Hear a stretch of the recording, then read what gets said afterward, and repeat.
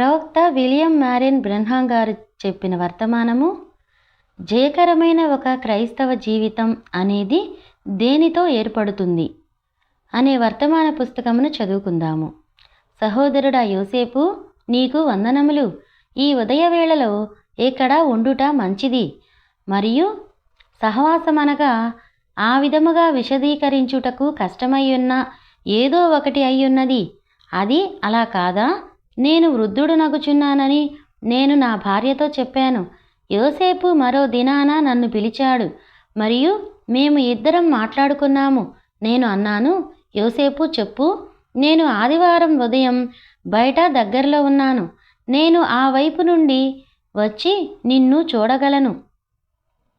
ఓ, అతడన్నాడు, మనలను సంతోషపరిచేది ఇంతకన్నా ఏం శ్రేష్టమైనది లేదు. గారి దగ్గర ఉన్నానని అనుకున్నాను మరియు నేను సౌత్ బెండ్కు 125 మైళ్ళ దూరంలో ఉన్నాను. గత రాత్రి అక్కడ ఆవల వైపు ఒక సంఘమును ప్రతిష్ఠిత చేయు ఆ సమావేశం జరిపాను. ఈ ఉదయాన కళ్ళు చెదరే తుఫాను గుండా నేను నడుపుకుంటూ వచ్చాను. కెనడా దేశం నుండి మిస్టర్ టామ్ ఒక మంచి స్నేహితుడు మరియు మేము ఈ ఉదయవేళలో చాలా చక్కని స్నేహితుడు. సహోదరుడు యోసేపునకు మా వాగ్దానము నిలుపుకొనుటకు ఆ రోడ్ల మీద కళ్ళు చెదరే మంచు తుఫానులో వంకర టింకరగా తిరుగుతూ ప్రయాణించాము. ఈ స్వీడర్ దేశస్థులు నాకు తెలియదు. మరో దినమున ఇక్కడ ఉన్న సన్నిహితులైన నా స్నేహితులు జీన్ మరియు లియో నాకు చెప్పే వరకు నాకు ఎన్నడూ తెలియలేదు. ఫిబ్రవరి 10 నుండి 17 వరకు నేను మిన్నెయాపోలిస్లో ఉండవలసి ఉన్నాను. దాని గూర్చి ఒక మాటైనా ఎన్నడూ వినలేదు మరియు నేను దిగువకు వెళ్ళుచున్నాను. అలా సోదరుడు జాక్ యొక్క విధవరాలు సోదరి కోతో ఆ సమావేశము ఏర్పాటు చేయబడెను. అతడు ప్రభువుతో ఉండుటకు వెళ్ళెను మరియు ఆమె తగినంత నిరాశలో ఉండెను. మరియు నేనన్నాను, ఇప్పుడు కో సహోదరి, కొద్ది రోజులలో నేను నీకు తెలియజేసేదను. నేను దానినంతటినీ గూర్చి ప్రార్థించగలను. ఇక్కడ ఉన్న ఈ బాలుర నుండి ఒక వార్త వచ్చెను. అది ఏమనగా 10 నుండి 17 వరకు అక్కడ ఉండుటకు దేశమందంతటా ఆకాశవాణి ద్వారా ప్రసారం చేయుటకు నేను రేడియో స్టేషన్లో ఉండవలసి ఉండెను. దాని విషయమై ఇంకా ఎన్నడూ ఏమీయూ వినలేదు. చూశారా? కనుక నేను వెళ్ళవలసి ఉన్నది. ఎందుకనగా నేను వెళ్ళలేనని సోదరి కోతో చెప్పుటకు అలా వెళ్ళవలసి ఉన్నది. ఈ స్వీడర్ దేశస్థులు గోర్డన్ పీటర్సన్ కనుక నేను అది చేయగలనని ఊహించాను. ఎందుకనగా నేను కొందరి ప్రజలు ఈ సమయంలో అతడు కాదు, అతడు కేవలం దానిని గూర్చి మీరు ఎరిగి ఉండవలెను. కనుక కేవలం అది నీవు ఫలాని స్థలాలలో ఉండవలసి ఉన్నావని వారు ప్రకటించారు మరియు దానిని గూర్చి నాకేమీయూ తెలియదు. మరియు ఆ తరువాత ఇప్పుడు నేను ఏర్పరచుకొనిన ఇతర కూటములు కలిగి ఉన్నాను. నేను ప్రజలకు ఇచ్చిన నా మాటను నిలుపుకొనవలసి ఉన్నది. అది ఎలాగు జరిగినదనగా అదే కనుక ఏ వ్యక్తి అయినా ఎన్నడైనా ఇలా చెప్పిన ఎడల సహోదరుడు బ్రెన్హాం అతడిచ్చిన మాటను కాపాడుకొనడు. అది ఎలా ఉన్నదనగా ఒక విధముగా మాట జారినట్లుగా ఉన్నదని మీరు గుర్తించవలెను. నాకు వ్యక్తీకరించుటకు ఎలాంటి పెద్ద బయట మార్గములు లేవు. రేడియో, టెలివిజన్ మరియు ఆ విధమైన కార్యములు లేవు. ఒకవేళ ఉండినను నేను చిన్న సంఘాలకు వెళ్ళలేకుందును. ఓరల్ రాబర్ట్ ఒక చిన్న సమావేశ గుంపు దగ్గరకు రాగలిగి ఉండునని నీవనుకొనుచున్నావా? నిశ్చయముగా కాదు. నేను వెస్ట్ వర్జీనియా పార్కర్స్బర్గ్లో మరో దినమున ఉన్నాను మరియు ఒక మనిషి ఒక విషయమును ప్రకటించుట నేను విన్నాను అన్నాడు. ఇక్కడ ఈ చిన్న ఆలయమునొద్ద ఇక్కడ మేము 1500 కొద్దిమంది ప్రజలమై ఉన్నాము మరియు అన్నాడు, అతడు రాగలిగి ఉండునా అని మేము నమ్మదగిన ఒక సేవకుని అడిగాము. చాలా తక్కువ మంది. అలా అన్నాడు. మేము మరొక ఆయనను అడిగాము. చాలా తక్కువ మంది. అలా చేయలేమన్నాడు. వారిలో 3 లేక 4 ఈనాడు అలాంటి పేరుగాంచిన పెద్ద సేవకులను అడిగాము. అలా చేయలేము. మీరు చాలా చిన్నమందగా ఉన్నారు మరియు అతడు అన్నాడు, సహోదరుడు బ్రహ్నాం వచ్చెను. అలా అతడు దాని కొరకు నన్ను గొప్పగా కొనియాడుచుండెను. నేను వేదిక దగ్గరకు వెళ్ళాను. నేనన్నాను, ఇప్పుడు ఒక్క క్షణము అక్కడ వెనుక ఆ కాపరి ఆ ప్రకటన ఇవ్వడం నేను విన్నాను. ఇప్పుడు వారు రాగలిగిన ఎడల ఈ మనుషులు వచ్చి ఉందురు. అయితే మీరు చూడండి, వారంతట వారే అలాంటి స్థితికి బద్దులయ్యారు. ఆర్థిక వ్యవహారాల వలన వారు అలా చేయలేకపోయారు. ఒక రోజునకు ఎన్ని వేల డాలర్లు ఓరల్ రాబర్ట్ గారు కలిగి ఉండవలనని మీరు అనుకుంటున్నారు? అతడు ఒక రోజుకు 6-7 వేల డాలర్లు కలిగి ఉండవలసినప్పుడు $300 ప్రేమ కానుక కలిగి ఉండి, మరియు నీవు అక్కడ 4 లేదా 5 రోజులు నిలిచి ఉండగా అతడు ఓరల్ రాబర్ట్ ఒక సంఘములోనికి వెళ్ళుటకు ఎలాగు వెళ్ళగలడు? అతడు అలా చేయలేడు. అతడు అలా చేయగోరక పోవుటచే కాదు, అయితే అతడు అది చెయ్యలేడు. అయితే మీకు తెలియను, నేనైతే సరే, కేవలం నేను ఆ విధముగా పొందలేదు. నాకు ఏమీ అవసరం లేదు. నాకు అవసరమైనదేమనగా నేను కలిగి ఉండవలసిన ఏ కొంచెమైనను ఆ ప్రభువే దానిని సరఫరా చేయును. కనుక నేను దేనికైనను బద్ధుడనై ఉండను. కాబట్టి నేను ఎలాగైనను వెళ్ళగలను. ఆ విధముగా సమావేశములో 10 మంది ఉన్న ఇక్కడ ఉన్న ఒక చిన్న స్థలమునకు వెళ్ళమని ఆయన నన్ను కోరిన ఎడల అలాగే చేస్తాను. ఆయన నన్ను 1 వారం 10 రోజులు నిలిచి ఉండమని కోరిన ఎడల నేను నిలిచియుందును. ఆయన నన్ను ఆఫ్రికాకు వెళ్ళమని కోరిన ఎడల మరియు 3 లేక 400,000 మందికి బోధించమని కోరిన ఎడల మంచిదే. ఆయన దగ్గర డబ్బు ఉన్నది కనుక కేవలం నన్ను పంపును. నేను ఏ అడ్డంకుల కింద బద్ధుడనై ఉండలేను. మరియు ఆయన నన్ను వెళ్ళమని కోరిన ఎడల ఆయన ఎల్లప్పుడూ దానిని గూర్చి శ్రద్ధ వహించును. కనుక అదే పద్ధతిలో నేను జీవించుటకు ఇష్టపడుచున్నాను, కేవలం స్వేచ్ఛగా. రేపు రాత్రికి ప్రారంభమయ్యే ఒక గుడారమునకు నేను వెళ్ళుచున్నాను. 2 రాత్రుల కోటాల కొరకు. ఆ విధముగా 60 మందితో నిండిన ఒక గుడారమునకు రేపు రాత్రికి నేను వెళ్ళుచున్నాను. అది నిజము. స్టర్గిస్, మిచిగన్ అది ఎప్పుడు నిండియుండునో అది 60 మందిని కలిగి ఉండును. మంచిదే. నేను ఇండియాలో బొంబాయిలో 500,000 మంది దగ్గర ఉండినట్లే నేను అదే విధముగా సంతోషించుచూ వెళ్ళుచున్నాను. ఆ ప్రభువు నిన్ను ఏమి చేయవలెనని కోరియుండెనో కేవలం అది దానిపై ఆధారపడి ఉండును. చూడండి, ఇప్పుడు నేను దానినే ఇష్టపడుదును. నా కొరకు ప్రార్థించండి. ఇప్పుడు ఒక మంచు తుఫానులో ఉన్నాము మరియు నేను ఈ మార్గము గుండా తిరిగి నడుపుచూ రావలెను. ఈ మధ్యాహ్నం అక్కడ నుండి రావలెను. అయితే ఏ విధముగానైతే నా భార్య ఈ ఉదయాన లేచినది, ఆమె ఒక విధమైన అల్పవిశ్వాసం కలిగి ఉన్నది. ఆమె అన్నది, నీవు యోసేపుని పిలిచి మరియు అలా నీవు ఒక పొరపాటు చేశానని వానితో చెప్పవలనని నేను నమ్ముచున్నాను. నేను అన్నాను, అయితే నేనేమి వాగ్దానం చేశానో అది కాదు అనెను. బిల్లీ, ఆ చికాగోని గూర్చి ఆలోచించావా? ఎందుకనగా 0కు మీదుగా అది 3గా ఉండును డిగ్రీలు. ప్రజలు బయటకు వచ్చుదురని నీవు తలంచుచున్నావా? సరే, నేను బయటకు రావలసి ఉన్నది. ఎందుకనగా నేను అది వాగ్దానం చేశాను. మీరు చూడండి, నేను యోసేపునకు వాగ్దానం చేశాను మరియు నేను అది చేయగోరుచున్నాను. ఇప్పుడు ప్రభు చిత్తమైతే ఈ ఉదయవేళలో ఆయన వాక్యము తెరవక ముందుగా సువార్తకు సంబంధించిన ఒక చిన్న వర్తమానం కొరకు అలా చేసి మరియు మనం బయటకు పంపివేయుదము. వారు గృహమునకు వెళ్ళగలరు మరియు మీ మధ్యాహ్న భోజనము చేయుదురు. మేము అక్కడ నుండి మరలా మార్గములోనికి రాగలము. మీరు నా కొరకు ప్రార్థించగలరా? అలా చేయండి. ఈ చక్కని సమాజమును చూచుటకు నేను చాలా వందనీయుడనై ఉన్నాను. ఇప్పుడు గ్రంథకర్త యొక్క ఒక వాక్యము. మా పరలోకపు తండ్రి,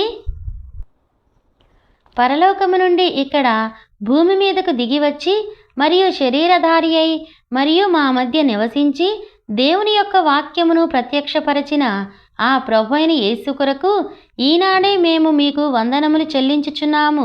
ఆ విధముగా చేయుటలో ఆయన పాపము చేతను మరియు అపరాధముల చేతను కొంతకాలము వరకు ఉన్న స్థితిని అంతమొందించి దేవుడు మరియు మనిషిని ఏకము చేసి సమాధానపరిచెను. అయితే ఈనాడు ఇప్పుడు ఆయన ప్రత్యక్షత ద్వారా మేము కుమారులు మరియు కుమార్తెలమై ఉన్నాము. తుదకు మనం ఎలాగుందుమో ఇంకా అది ప్రత్యక్షపరచబడలేదు, కానీ ఏదోలా ఆయన వలె మనం కనబడుదుమని మనకు తెలియను. ఏలయనగా మహిమకరమైన ఆయన సొంత శరీరము వలె మనము ఒక శరీరమును కలిగి ఉండగలము. ఆయన ఉన్న విధముగానే మనం ఆయనను చూడగలము.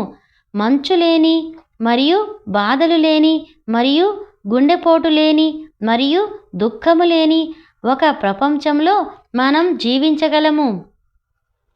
మరియు ఇప్పుడు మేము అలాంటి సమయం కొరకు చూస్తూ బైబిలు నుండి ప్రశస్తమైన నీ వాగ్దానములు అనుసరించుచు, అలా పరిశుద్ధాత్మ ఇప్పుడు వచ్చి మరియు దేవుని వాక్యమును తీసుకొని మరియు మనకు అవసరమైన విధముగా ప్రతి హృదయానికి అది విడుదల చేయవలెనని మేము ప్రార్థించుచున్నాము.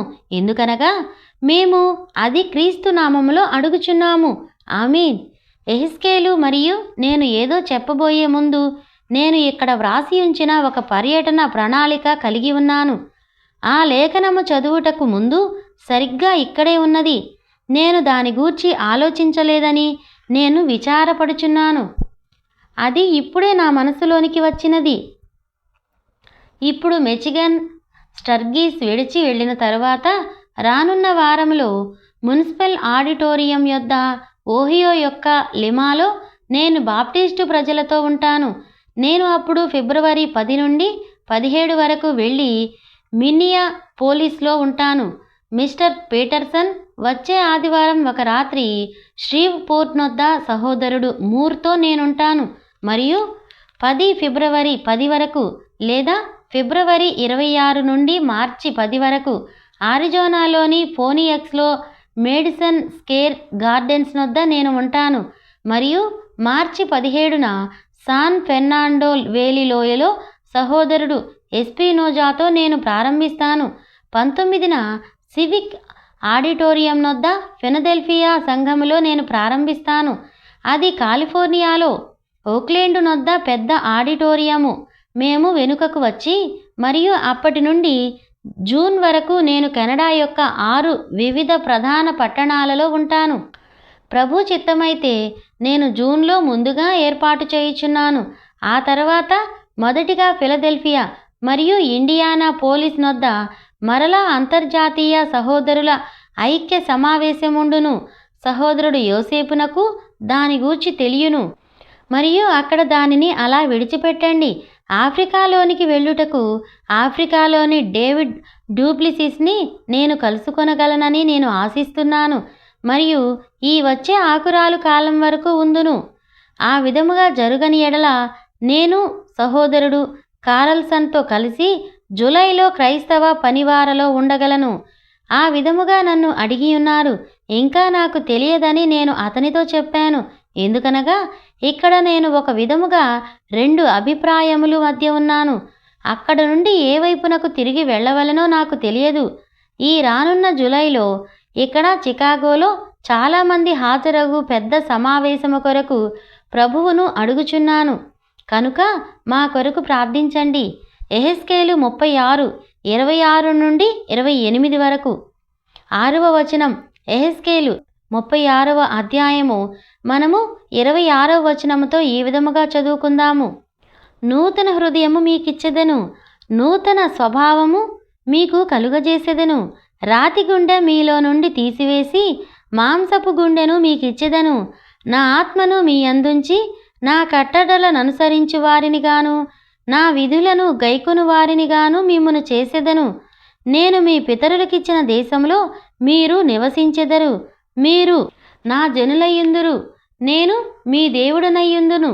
ఇప్పుడు ఆయన చిత్తమైన ఎడల ఆయన ఆశీర్వదించిన వాక్యము చదువుట ద్వారా ఆయన దీవెనలు మనకిచ్చుటకు నేను ప్రభువైన యేసును కోరుచున్నాను. ఇప్పుడు ఈ ఉదయమున ఆ కారణం ఏమయ్యున్నది అను విషయమును గూర్చి మనం మాట్లాడబోచున్నాము.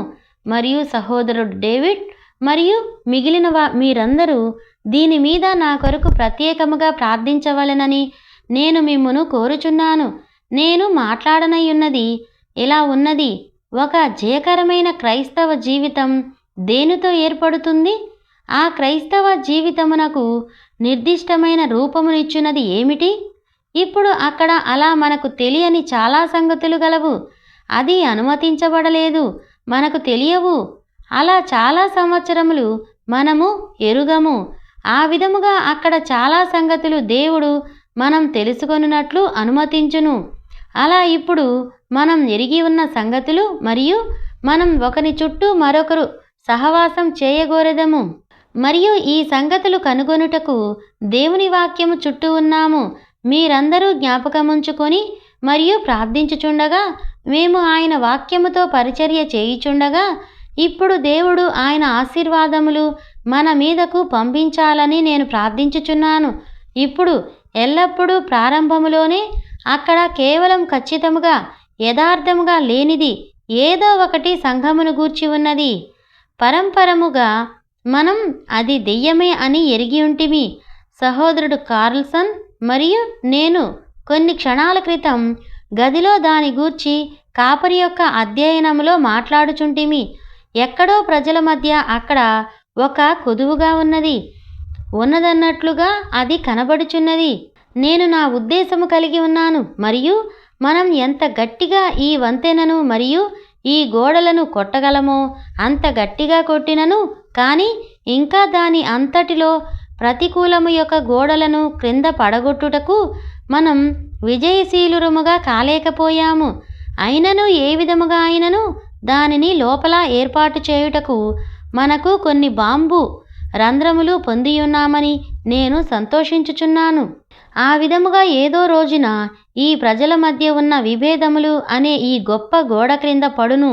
మరియు దేవుని యొక్క ఐక్యత గల గొప్ప సైన్యము ఆ ప్రభువైన యేసుక్రీస్తు అనే గొప్పదైన ఒక ధ్వజముతో ఘనమైన ఒక యుద్ధము యొక్క ముందు వరుసలో కదం తొక్కుచూ వెళ్ళగలరు.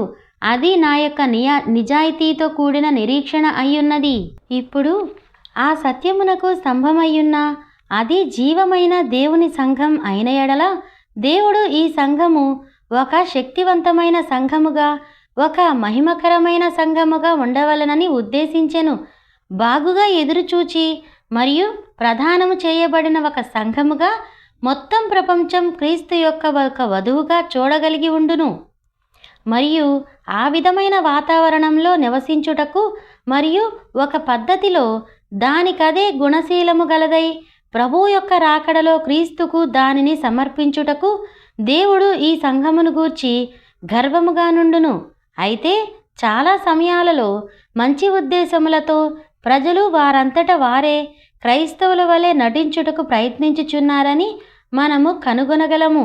వారు ఇలా చెప్పుటకు ప్రయత్నించుచున్నారు, మంచిది, నేను ఇప్పుడు ఇలా ఉన్నాను మరియు నేను తప్పకుండా ఈ విధముగా జీవించవలెను. ఇప్పుడు సంఘము ఆ పద్ధతిలో దానివైపు చూడకుండిన ఎడల, అయితే క్రైస్తవ్యము మరియు సంఘము దేవుడు ఎన్నడూ క్రైస్తవ్యమును శాఖల ద్వారా మత విశ్వాసముల ద్వారానైనను పరిపాలింపబడునట్లు ఉద్దేశించలేదు. లేదా ఆయన దేవుడు సంఘము కొరకు పరిపాలించబడుటకు అనుమతించుట మాత్రమే లేదా ఉద్దేశము కలిగి ఉండిన ఎడల మరియు మత విశ్వాసుల ద్వారా మరియు శాఖలు మరియు మానవ జ్ఞానమును బట్టి మోసుకొని పోబడిన ఎడల అప్పుడు ఆ సంఘములో ఆ పరిశుద్ధాత్ముడు మనకు అవసరము లేదు. మన సంఘము అప్పుడు ఇలా ఉండవలసి ఉండును. అయితే వాక్యములో నేను కనుగొన్నది ఏమనగా, సంఘము మానవ జ్ఞానం ద్వారా లేదా ఒక మనిషి యొక్క ఏ వేదాంతము ద్వారానైనను పరిపాలించబడుటకు దేవుడు ఉద్దేశించలేదు. అయితే ఆ సంఘము పరిపాలించబడుటకు మరియు క్రీస్తు శరీరం నియంత్రించబడుటకు ఆ పరిశుద్ధాత్ముడు ఇవ్వబడెను.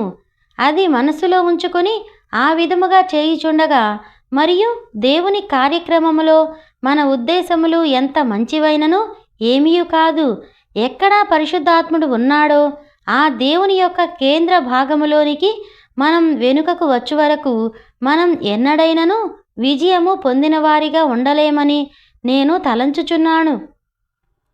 ఇప్పుడు బోధించుటకు ఇది క్రొత్త సంగతి కాదని గ్రహించుచున్నాను. అనేక పర్యాయములు అది బోధించబడిన ఏదో అయ్యున్నది.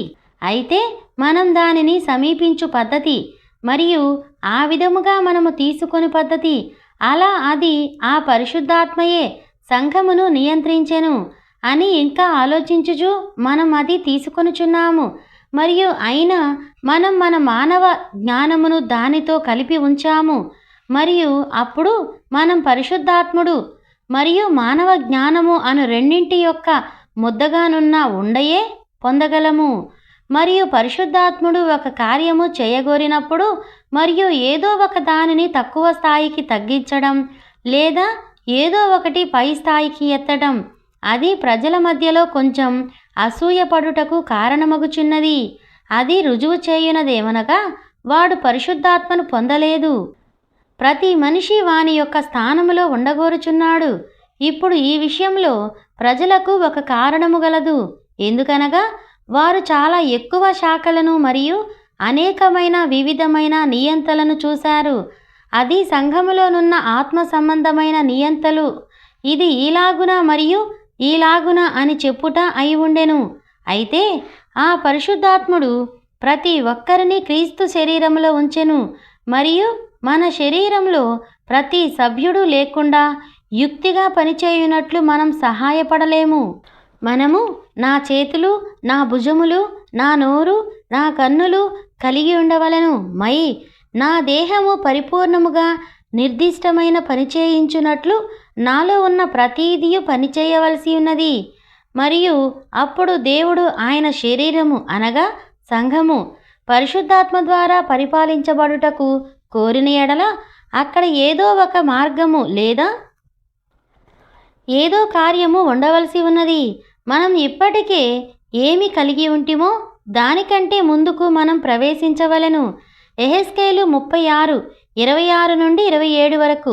ఇప్పుడు ఆ బైబిలు యెహెజ్కేలు మాట్లాడుచుండెనని ఇక్కడ చెప్పెను.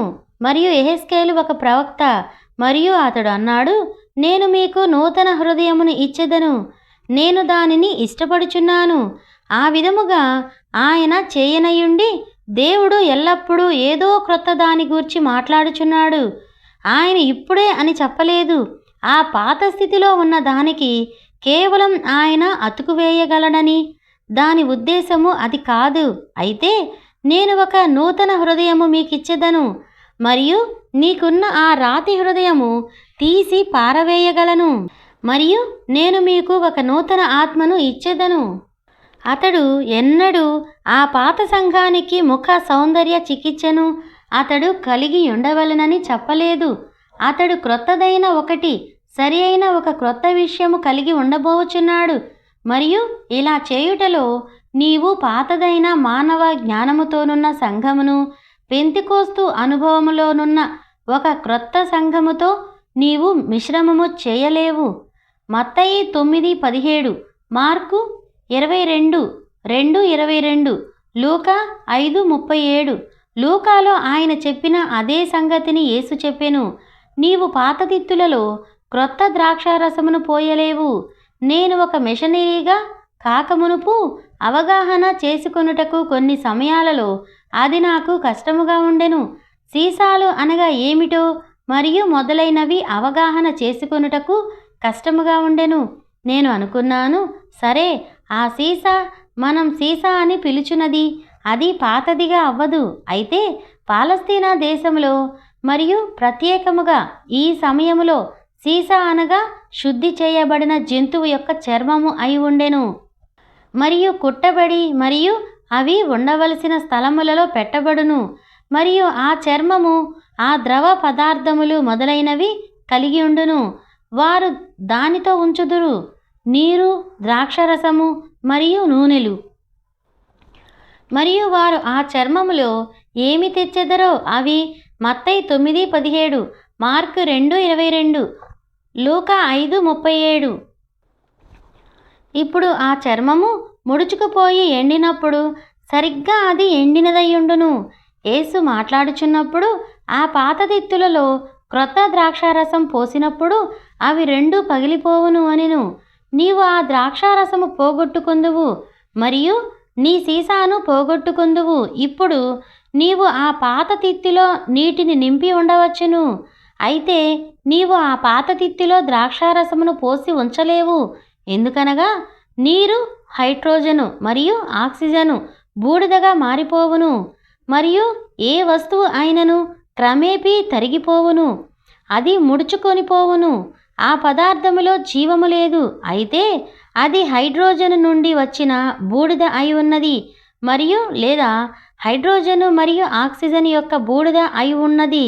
అయితే ద్రాక్షారసము దానిలో జీవము గలదు, మరియు ద్రాక్షారసము ప్రత్యేకముగా క్రొత్త ద్రాక్షారసము ఇంకా పులియుచున్నది, మరియు అది కొంచెము విస్తరించి ఉండవచ్చును. అందులో అది ఆ పాత తిత్తులలోనికి పోసిన ఎడల ఎండిన ఆ పాతబడిన చర్మము పగులగొట్టును, బయటపడి ఎగురును. ఇప్పుడు అది ఆ చర్మం నాశనమాయెను, ఆ తిత్తి కూడా నాశనమయ్యింది, ఆ తిత్తి సీసా నాశనమయ్యింది, ఆ ద్రాక్షారసము చిమ్మబడెను. ఇప్పుడు ఆ విధముగా ఈనాడు మన ఎదుట ఉంచబడిన విచిత్రమయ్యున్నది, చిత్రమయ్యున్నది ఆ పాత గిల్లిన మానవ జ్ఞానముతో కూడిన నామకార్థ గుంపు యొద్దకు, మరియు నీకున్న ఉద్దేశములతో నీవు రాలేవు. దేవుని కార్యమును నీ యొక్క మానవ జ్ఞానముతో ఉన్న కార్యక్రమములోనికి దత్తత చేయుటకు ప్రయత్నించలేవు. కేవలం అది పనిచేయదు. ఆ పాతదైపోయిన ఎండిపోయిన నీవు ఆవు చర్మము తటాలున పగిలి పైకి లేచును, అది దానిని ఉంచుకొనలేకపోవును. ఇప్పుడు ఒక క్రొత్త తిత్తి శుద్ధి చేయబడిన ఒక క్రొత్త చర్మము అయి ఉన్నది, మరియు శుద్ధి చేయబడిన ఆ చర్మము ఇంకా ఆ చర్మములో నూనె కలిగి ఉన్నది. ఆ తరువాత ఆ క్రొత్త ద్రాక్షారసము ఒక క్రొత్తదైన తిత్తిలో పోసినప్పుడు ఆ క్రొత్త ద్రాక్షారసము ఉప్పొంగుటకు ప్రారంభించినప్పుడు ఆ క్రొత్త తిత్తిని బయటకు నెట్టివేయునట్లు చేయును. ఎందుకనగా అది దాని లోపల నూనెను కలిగి ఉన్నది, మరియు అక్కడ ఎన్నడైనను ఆ సంఘానికి నూనెతో శుద్ధి చేయు ఆయిలింగ్ అవసరమున్న ఒక సమయము ఉండిన ఎడల అది ఈనాడే అయ్యున్నది. పరిశుద్ధాత్మతో శుద్ధి చేయుట అయ్యున్నది క్రొత్త ద్రాక్షారసము.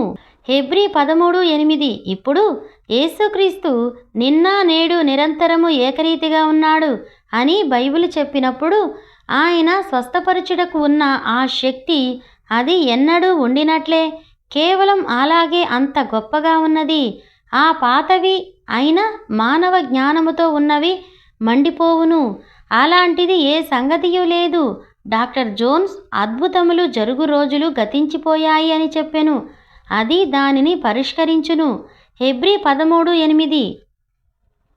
అయితే ఆ ద్రాక్ష రసము ఒక కొత్త తిత్తిలో ఉంచినప్పుడు మరియు ఆ తరువాత ఎప్పుడైతే ఉప్పొంగుటకు ప్రారంభించగా మనం అభ్యాసం చేయుటకు ఉపయోగించు ఆ పాతదైన వెలుపటి భాగములోనున్న వేదాంతము నుండి ఆ జీవము పనిచేయుటకు ప్రారంభించును, మరియు దాని యొక్క దైవికమైన వాగ్దానములలోని దేవుని వాక్యమును చూచి మరియు ఇలా చెప్పెను, యేసుక్రీస్తు నిన్న నేడు నిరంతరము ఒకే రీతిగా ఉన్నాడు. ఆ క్రొత్త ద్రాక్షారసము హల్లెలూయా అని చెప్పును, మరియు ఆ పాత తిత్తి ఇలా చెప్పును, దేవునికి మహిమ అని తెరుచుకొని దానికి స్థలమిచ్చును. మనం పొందినది అదే. ఆ పాత తిత్తిలో కొత్త ద్రాక్షారసము పోయుట కాదు. అది ఇలా చెప్పును, ఇప్పుడు మా పాఠశాల వేరుగా బోధించును. అది మన సంఘశాఖ. ఆ పాతదైన ఎండిపోయిన ఆవు చర్మము. మా ఉపదేశకులు మా కాపరి ఈ సంగతులు సమాప్తమైనవని చెప్పుదురు. అయితే అది ఒక క్రొత్త చర్మము అయిన ఎడల, మరియు అది క్రొత్త జీవమును కలిగి అది సాగినదయ్యుండి మరియు ఆ వాక్యమునకు చోటిచ్చును, మరియు ఆ వాక్యము ఆత్మను కలిగి ఉండును, లేదా ఆత్మ ఆ వాక్యమును కలిగి ఉండును. అవి క్రొత్త తిత్తులలోనికి వచ్చినప్పుడు అవి ఇలా అనును, గత సాయంకాలము ఎవరో ఒకరు క్యాన్సర్ నుండి స్వస్థత పొందారు. ఆ పాతదైన చర్మము అనును, ఆ వైద్యుడు ఏమి చెప్పునో నన్ను చూడనివ్వండి. ఇప్పటి నుండి వానిని 1 సంవత్సరం వరకు చూడనివ్వండి. నేను దానిని నమ్మలేకపోవచ్చున్నాను. అయితే ఆ క్రొత్త చర్మము ఇలా అనును, గొర్రె పిల్లకు హల్లెలూయా అని చెప్పి తెరుచుకొని చోటునిచ్చును. అప్పుడు తిత్తి మరియు ద్రాక్షారసము రెండూ భద్రముగా ఉండును. నీవు ఆ పాత తిత్తులలో కొత్త ద్రాక్షారసము పోయలేవు. సంవత్సరముల క్రితం పొందిన అనుభవమును అది నాకు జ్ఞప్తికి తెచ్చుచున్నది. నేను నీకు ఎన్నడైనా చెప్పానో లేదో నాకు తెలియదు. దక్షిణ బ్రిటిషు కొలంబియాలో ఒక యాత్రలో వేటాడుచుంటిని. మరియు నేను ఒక రాత్రి బయట అడవులలో ఉన్నాను. నేను ఒక ఆకర్షణీయమైన చక్కగా వేటాడు అడవి మనిషినని తలంచాను. నా జీవితమంతయు అడవులలోనే గడిపాను. నేను ఆ చుట్టూ తిరిగి మరియు వృద్ధ ఎలుగుబంటిని వేటాడుచున్నాను. మరియు నేను దాని నుండి కొన్ని చిత్రములు మొదలైనవి తీసుకొనగోరాను. నాకు ఎలుగులను చంపుటకు కావలసిన లైసెన్స్ లేదు. ఎందుకనగా నేను మేకలను వేటాడుచున్నాను. అయితే నేను ఈ బూడిద రంగులో ఉన్న దాని దగ్గరకు వెళ్ళవలెనని కోరుచున్నాను. అది ఒక అందమైన జంతువు అయి ఉండెను. మరియు దాని చిత్రము నేను కలిగి ఉండవలెనని కోరుచున్నాను. మరియు సుమారు 3 సంవత్సరాల వయస్సు గల ఒక చిన్న యవన గుర్రముపై వెళ్ళాను. అది ఒక వాంఛ కలిగి తన మీద నుండి ఒక బోధకుని క్రిందికి గెంటివేయాలని కోరెను. అటు తర్వాత అది నన్ను విసిరివేయడానికి రోజంతా ప్రయత్నించింది. ఎందుకంటే నేను దానిని గాలివాన వీచిన స్థలములు మరియు మొదలైన వాటి ద్వారా ఈ ఎలుగుబంటిని పట్టుకోవడానికి దానిని నడిపించాను. మరియు నేను ఎక్కడైతే తిరిగానో ఆ చోటికి చేరుకున్నాను. మరియు నా రహదారికై వెనుకకు సాధారణ దిక్కులను తెలుసుకొనడానికి చెట్టు మీద ఉత్తరం వైపు నాచు పెరిగినది. లేదా ఒకవేళ నాచు లేకపోతే ఆ చెట్టు బెరడును మీ చేతితో పట్టుకొని కళ్ళు మూసుకొని మందపాటి స్థలమును కనుగొను వరకు చెట్టు చుట్టూ తిరగండి. మరియు అదే ఉత్తర దిక్కు. కావున మీరు బ్రతికి ఉండాలంటే అడవులలో అనేక విషయాలు తెలుసుకొనవలసి ఉన్నది. మీరు ఆత్మ సంబంధముగా సజీవంగా ఉండాలంటే అదే సంగతి. మీరు సృష్టికర్త ఎవరో మరియు నిన్ను ఎవరు నడిపించుచున్నారో మరియు ఎవరు నీకు బోధించుచున్నారో తెలుసుకొనవలెను. పైకి వచ్చిన తరువాత నేను వెళ్ళే దిక్కులు చేరుకున్నానని గమనించాను. మరియు నేను వెనుకకు సాధారణ దిశకు వచ్చుట ప్రారంభించాను. ఎందుకంటే ఒక జీవిని చూడకుండా 100 కొలది మైళ్ళ దూరం నీవు వెళ్ళగలిగియుందువు. అటువంటివి కొన్ని ఎరిగి ఉండుటకు నేను వెళ్ళవలసిన దిశకు సంబంధించిన సూచనలు పొందుచున్నాను. క్రొత్త సమయము తరువాత అక్కడ ఒక పర్వతం పైభాగములోనికి నేను చేరుకొని ఆ విధముగా ఆ రాత్రి నేను నా తిరిగి వచ్చే ప్రయాణ మార్గమును కనుగొంటాను. ఆ మధ్యాహ్న వేళలో ఆ వర్షము కురియుచుండగా నేను ఆశ్చర్యపోయాను. మరియు తుఫాను కారణమున నేను వెనుకకు తిరగడానికి కొంత కారణమైంది. అయితే మేఘాలు తొలగిపోవచ్చున్నవి మరియు అక్కడ ఆకాశములో గొప్ప తెల్లని మేఘాలు ఉన్నాయి. ఆ చంద్రుడు అందంగా క్రిందకు ప్రకాశించుచున్నాడు. మరియు నేను గాలివాన వీచిన ఆ పాతదైన స్థలములో ఆగిపోయాను. విశేషముగా అది ఒక దహించబడిన స్థలము. ఇక్కడ ఉన్న నగరంలోని ప్రజలు దహించబడిన ఒక స్థలము అంటే ఏమిటో మీకు తెలియనా లేక తెలియదో నాకు తెలియదు. దాని వెనుక ఒక గాలితో ఊడ్చే ఒక అగ్ని. అది అడవి గుండా ఎక్కడ అది ఊడ్చి వేస్తుందో అక్కడ అది ఉంటుంది. మరియు అది ప్రతి దానిని చంపుతుంది. అనేకసార్లు ఆ చుట్టూ అలాగే నిలబడి ఉంటుంది. కానీ అది దాని బెరడును కాల్చివేస్తుంది. కొద్దిసేపటి తర్వాత ఆ చిన్న చెదపురుగులు ఆ బెరడులోనికి వస్తాయి. అయితే ఆ అగ్ని ఆ చెట్టు చుట్టూ కమ్ముకుంటుంది మరియు ఆ బెరడు క్రింద పడును. ఆ చెదపురుగులు దానిని తింటాయి. కానీ ఆ పాతదైన చెట్టు అక్కడే ఆకస్మికముగా వచ్చిన సమస్య వలన ఏమాత్రము ఆశలేనిదిగా ఉన్నది. దానిలో జీవధార లేదు. చెట్లకు ఆహారం తీసుకొని పోవు ద్రవరూపమైనది మొదలైనవి లేవు. మరియు అది చనిపోతుంది. కారణం ఏమంటే ఆ ప్రవాహం నుండి కదలివచ్చు ద్రవరూపంలో ఉన్న ఆహారము ఆ బెరడు గుండా వచ్చును. ఇప్పుడు నేను అక్కడ నిలబడి ఉండి మరియు నేను నా గుర్రాన్ని కట్టి ఉన్నందున నేను ఆశ్చర్యపడ్డాను. ఆ చిన్నది చాలా అలసిపోయినది మరియు ఏదో విధముగా కొన్ని నిమిషాల పాటు ఖచ్చితంగా ఆగిపోవుటకు నడిపించబడినట్లుగా భావించాను. మరియు నేను నా గుర్రాన్ని కట్టి నేను అక్కడికి చేరుకున్నాను. మరియు నేను చంద్రుని వైపు పైకి చూస్తున్నాను. నేనన్నాను, తండ్రివైన దేవా, నీవు నా తండ్రివని తెలుసుకున్నందుకు నేను చాలా సంతోషముగా ఉన్నాను. ఈ అందమైన ఈ దేశములోనికి ఇప్పుడు ఈ వేట పర్యటనకు రావడానికి ఆ విధముగా నా ఆనందము కొరకు నీవు చేసిన ఆ జంతువులను మరియు ఆ వస్తువులను చూచుటకు నాకివ్వబడిన అనుమతిని బట్టి నీకు నేను ఎంతగానో వందనములు చెల్లించగలను. మరియు మీరు బ్రిటిషు కొలంబియాను చూచినప్పుడు మాత్రమే ఒక అడవి మనిషి లేదా ఒక వేటగాడు అభినందించగలడు మరియు అక్కడ ఆ అందమైన వస్తువులను చూస్తూ ఉండును. ఆ తరువాత నేను ఒక ప్రత్యేకతను గమనించడం ప్రారంభించాను. అది బాగా అలసిపోయినట్లు కనిపించినది.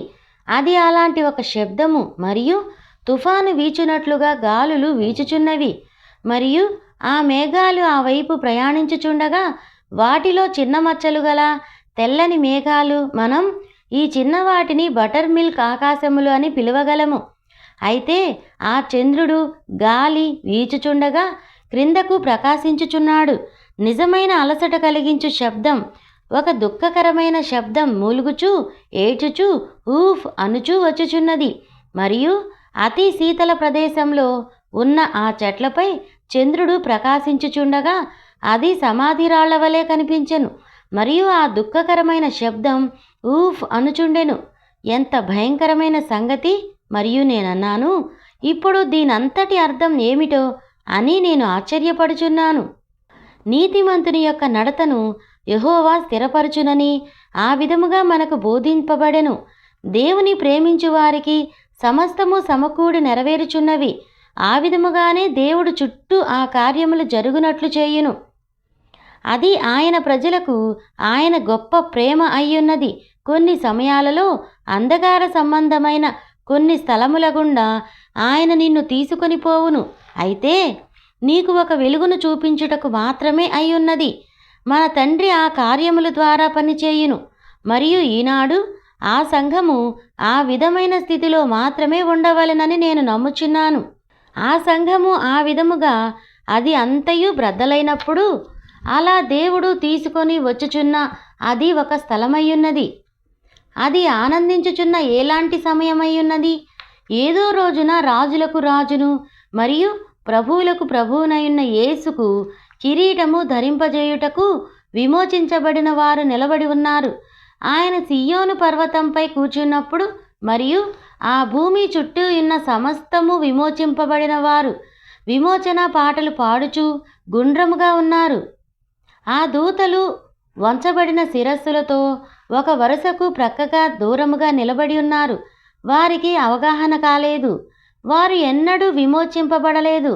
విమోచించబడినట్లుగా వారు ఎన్నడూ పడిపోలేదు. మర్త్యులమైన మనము మాత్రమే నశించిపోవుట అనగా ఏమిటో ఎరుగుదుము. నాశనమగుట అనగా దాని ఉద్దేశమేమిటో దూత ఎరగదు. మరియు మనం మాత్రమే ఆ విధముగా విమోచన గీతం నుండి ఆనందమును పొందగలము. మరియు ఆ సంఘములో ఆ విధముగానే అది ఉండగలదని నేను తలంచుచున్నాను. నేను అక్కడ నిలబడి చూచుచుండగా మరియు ఆ సమస్త విషాదకరమైన శబ్దము ఇది ఒక మరుగయ్యున్న స్థలము. ఇది ఎలాగున్నదనగా మనం వీధిలో దానిని పిశాచముగా పిలిచెదము. అది ఒక భయంకరమైన స్థలము. ఓ దేవా, ఇక్కడ దానిని విశ్రాంతి తీసుకొనినట్లుగా నా చిన్న గుర్రమును ఇక్కడ ఎందుచేత నీవు నన్ను కట్టనిచ్చుటకు అనుమతించావు? మేము అడవిలోనికి ఇంకా ముందుకు వెళ్ళియుండి మరియు కట్టవచ్చును గదా. అయితే ఏదో విధముగా దేవుడు అది నాకు బోధించుట అయి ఉండెను. మరియు నేనన్నాను, దీని యొక్క ఉద్దేశమంతయు ఏమయ్యున్నది? ఆ సమాధి రాళ్ళు అవి అలా ఉండగా అప్పుడు నేను ఆలోచించుటకు ప్రారంభించాను. ఆ విధమైన దుఃఖకరమైన గాలి వాటి గుండా ఒక శబ్దం చేయుచుండగా ఆ పర్వతాలలోనికి వెళ్ళు ప్రత్యేకమైన ఆ మార్గము ఒక విధముగా జిత్తులు మారిగా ఉన్నదై అలసట కలిగించు ఒక చిన్న భావన యొక్క అనుభూతిని ఏర్పరచును.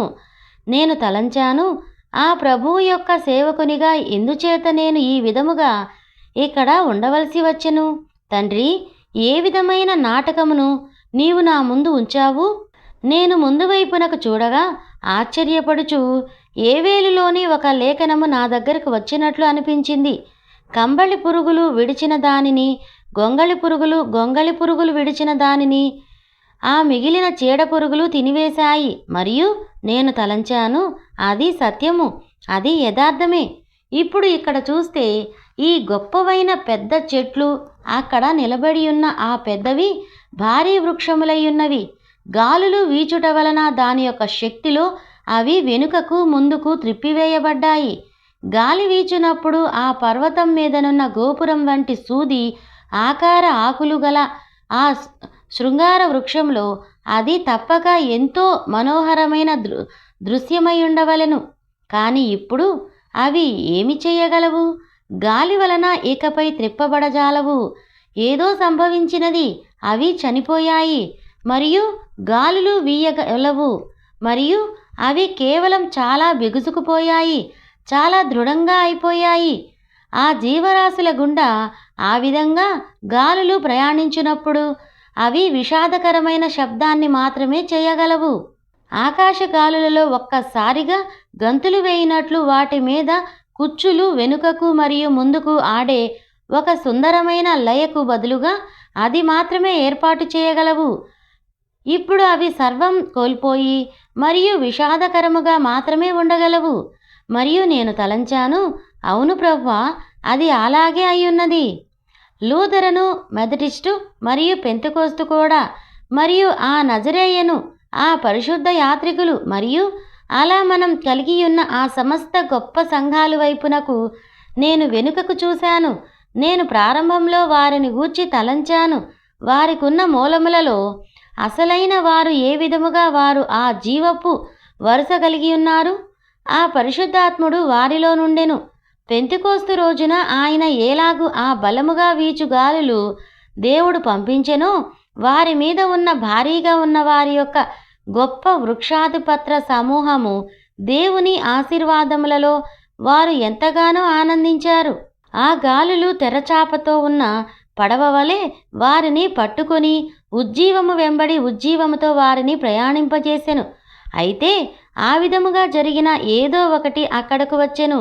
హింసించుట ద్వారా వచ్చిన అగ్ని జ్వాలలు మరియు ఆ సంఘము యొక్క క్రొత్త క్రమము కాంతివంతముగాను మరియు మానవ జ్ఞానముతో ఉన్న ఆ మనుషులు మరియు బాలురు సెమినరీలలోనికి వారు పోయినప్పుడు మరియు ఆ పాతకాలపు పరిశుద్ధాత్మ బాప్తిస్మమును గూర్చి బోధించుటకు దాటిపోయారు మరియు వారు ఆ జీవధారను త్రుంచివేశారు.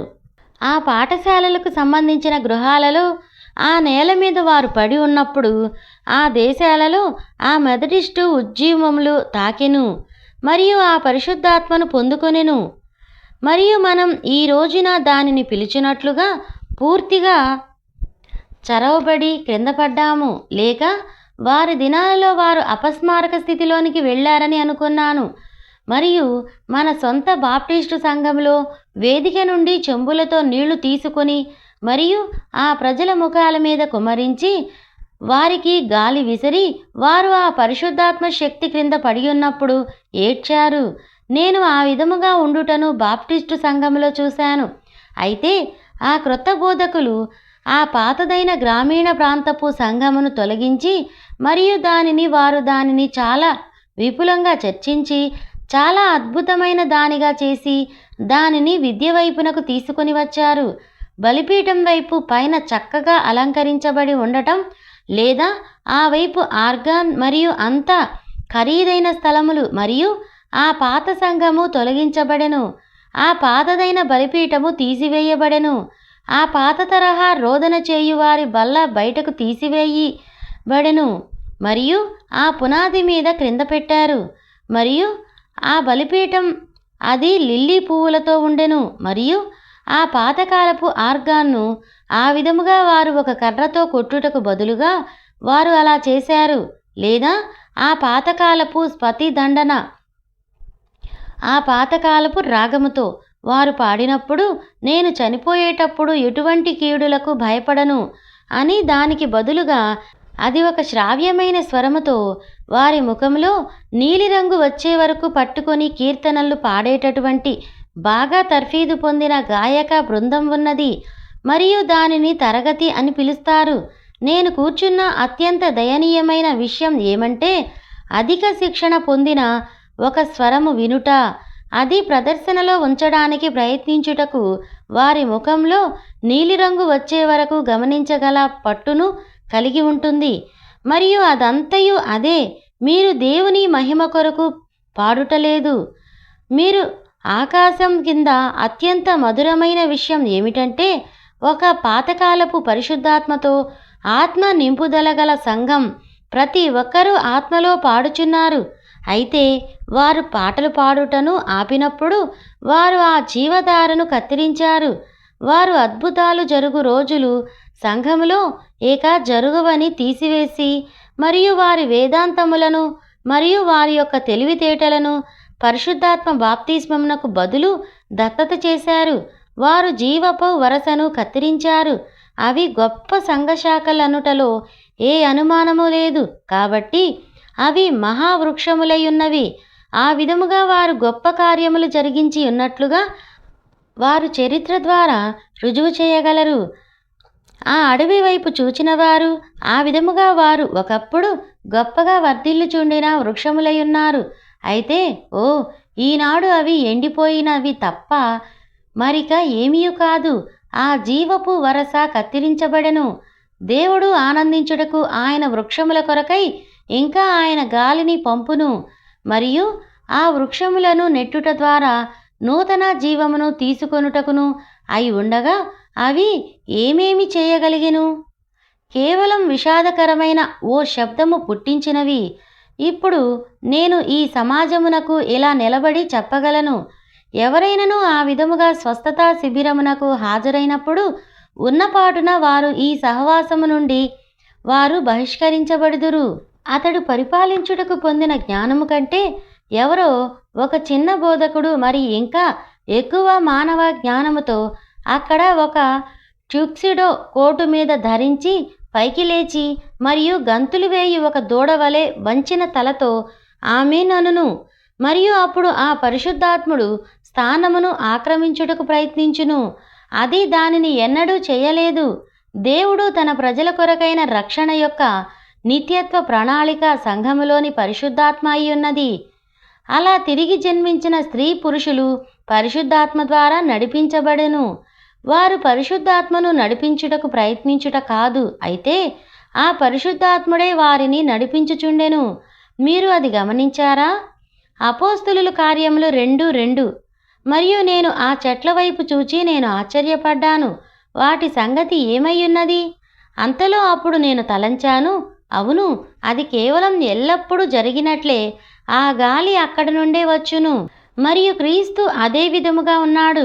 పెంతెకోస్తు దినమున అక్కడ ఆకాశము నుండి బలముగా వీచు గాలి వచ్చెను మరియు ఆ ప్రజలు దానిని స్వీకరించారు.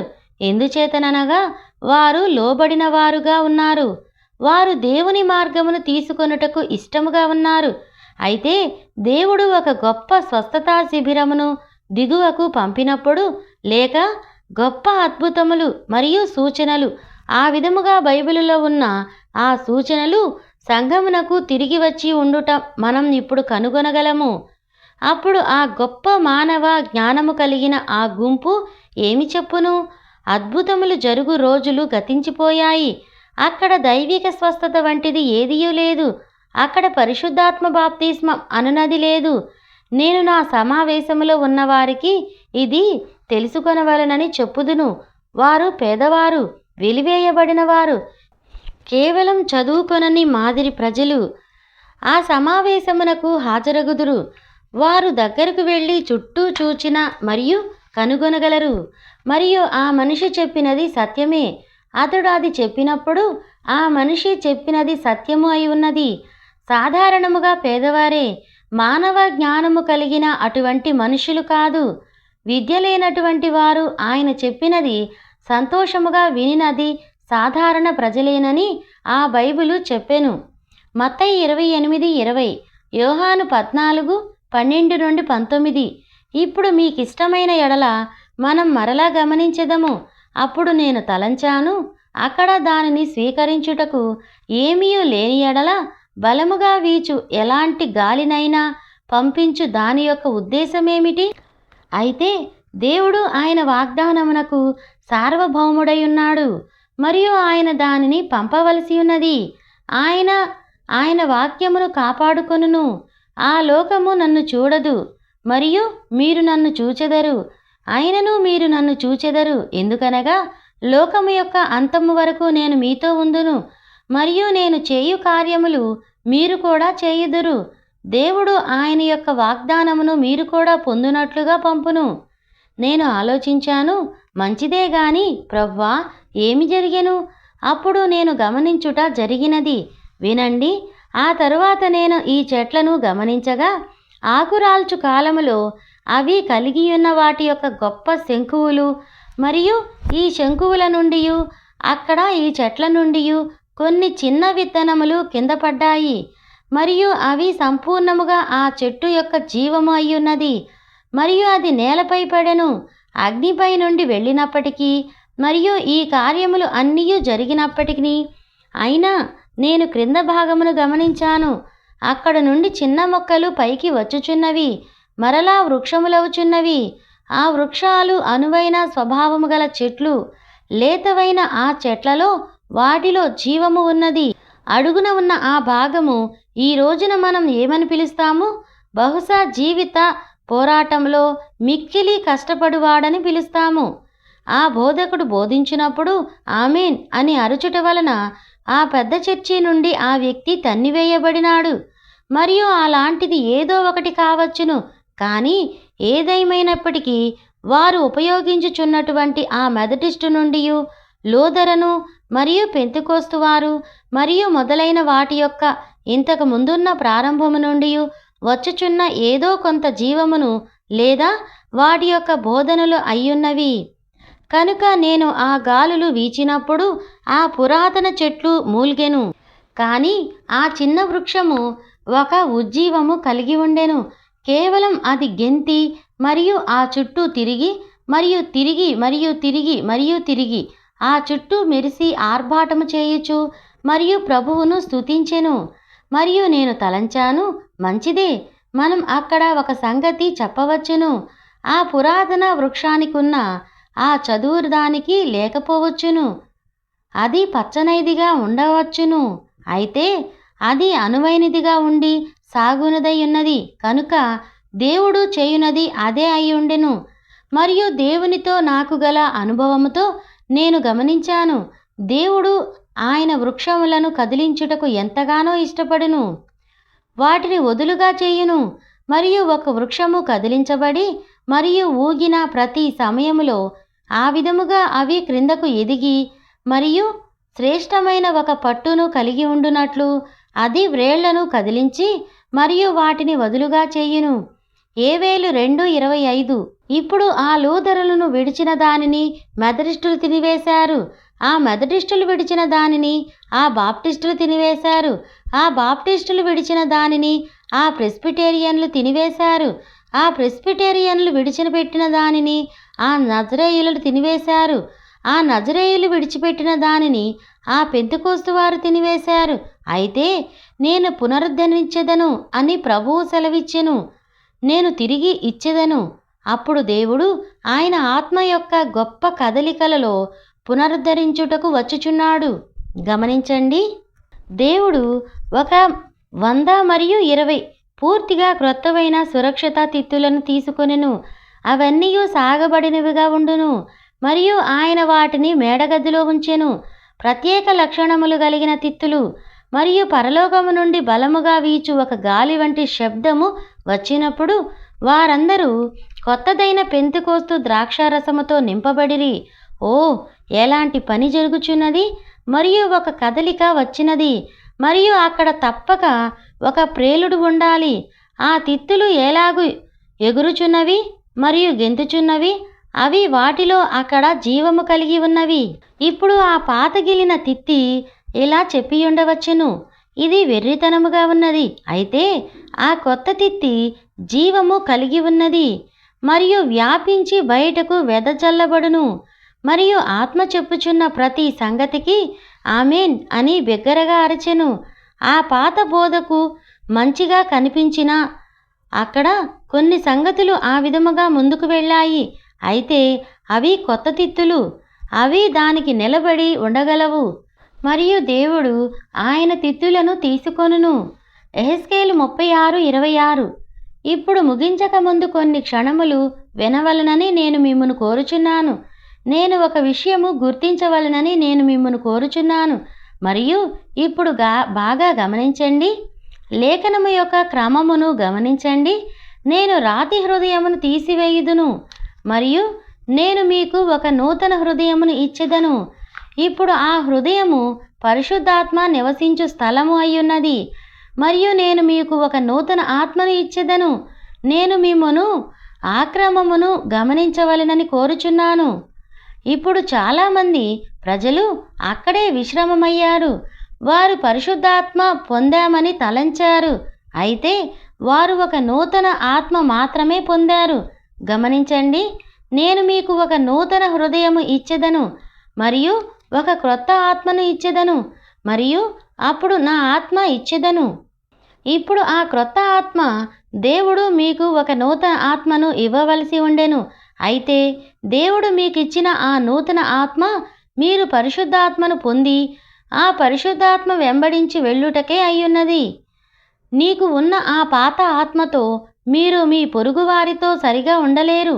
మీ అంత మీరే సరిగా ఉండలేరు. కనుక మీరు దేవునితో ఉండి ఆయన వెంట వెళ్ళలేరని మీకు తెలియను. కనుక దేవుడు మీకు ఒక నూతన ఆత్మను ఇచ్చును. అనేక సమయాలలో అనుభూతి గలవాడవుగా ఉండువు, మరియు నీవు ఆ విధముగా అది కలిగియున్న ఆ జీవితమును గమనించగలిగిన ఎడల నేను గాయపరచుట లేదని నేను ఆశించుచున్నాను. అయితే నేను ఆ ముసుగును తొలగించుచున్నానని నేను ఆశపడుచున్నాను. చూడండి, చాలా సమయాలలో నీవు ఆ పరిశుద్ధాత్మను పొందావని నీవు తలంచుచున్నావు. ఓ, నీవు ఇలా అన్నావు, నేను పాట పాడాను, నేను భాషలలో మాట్లాడాను. నిశ్చయంగా దానికి అంత సన్నిహితముగా ఉండి ఆ విధముగా నీవు అంతయు బాగు చేసి ఉండవచ్చును.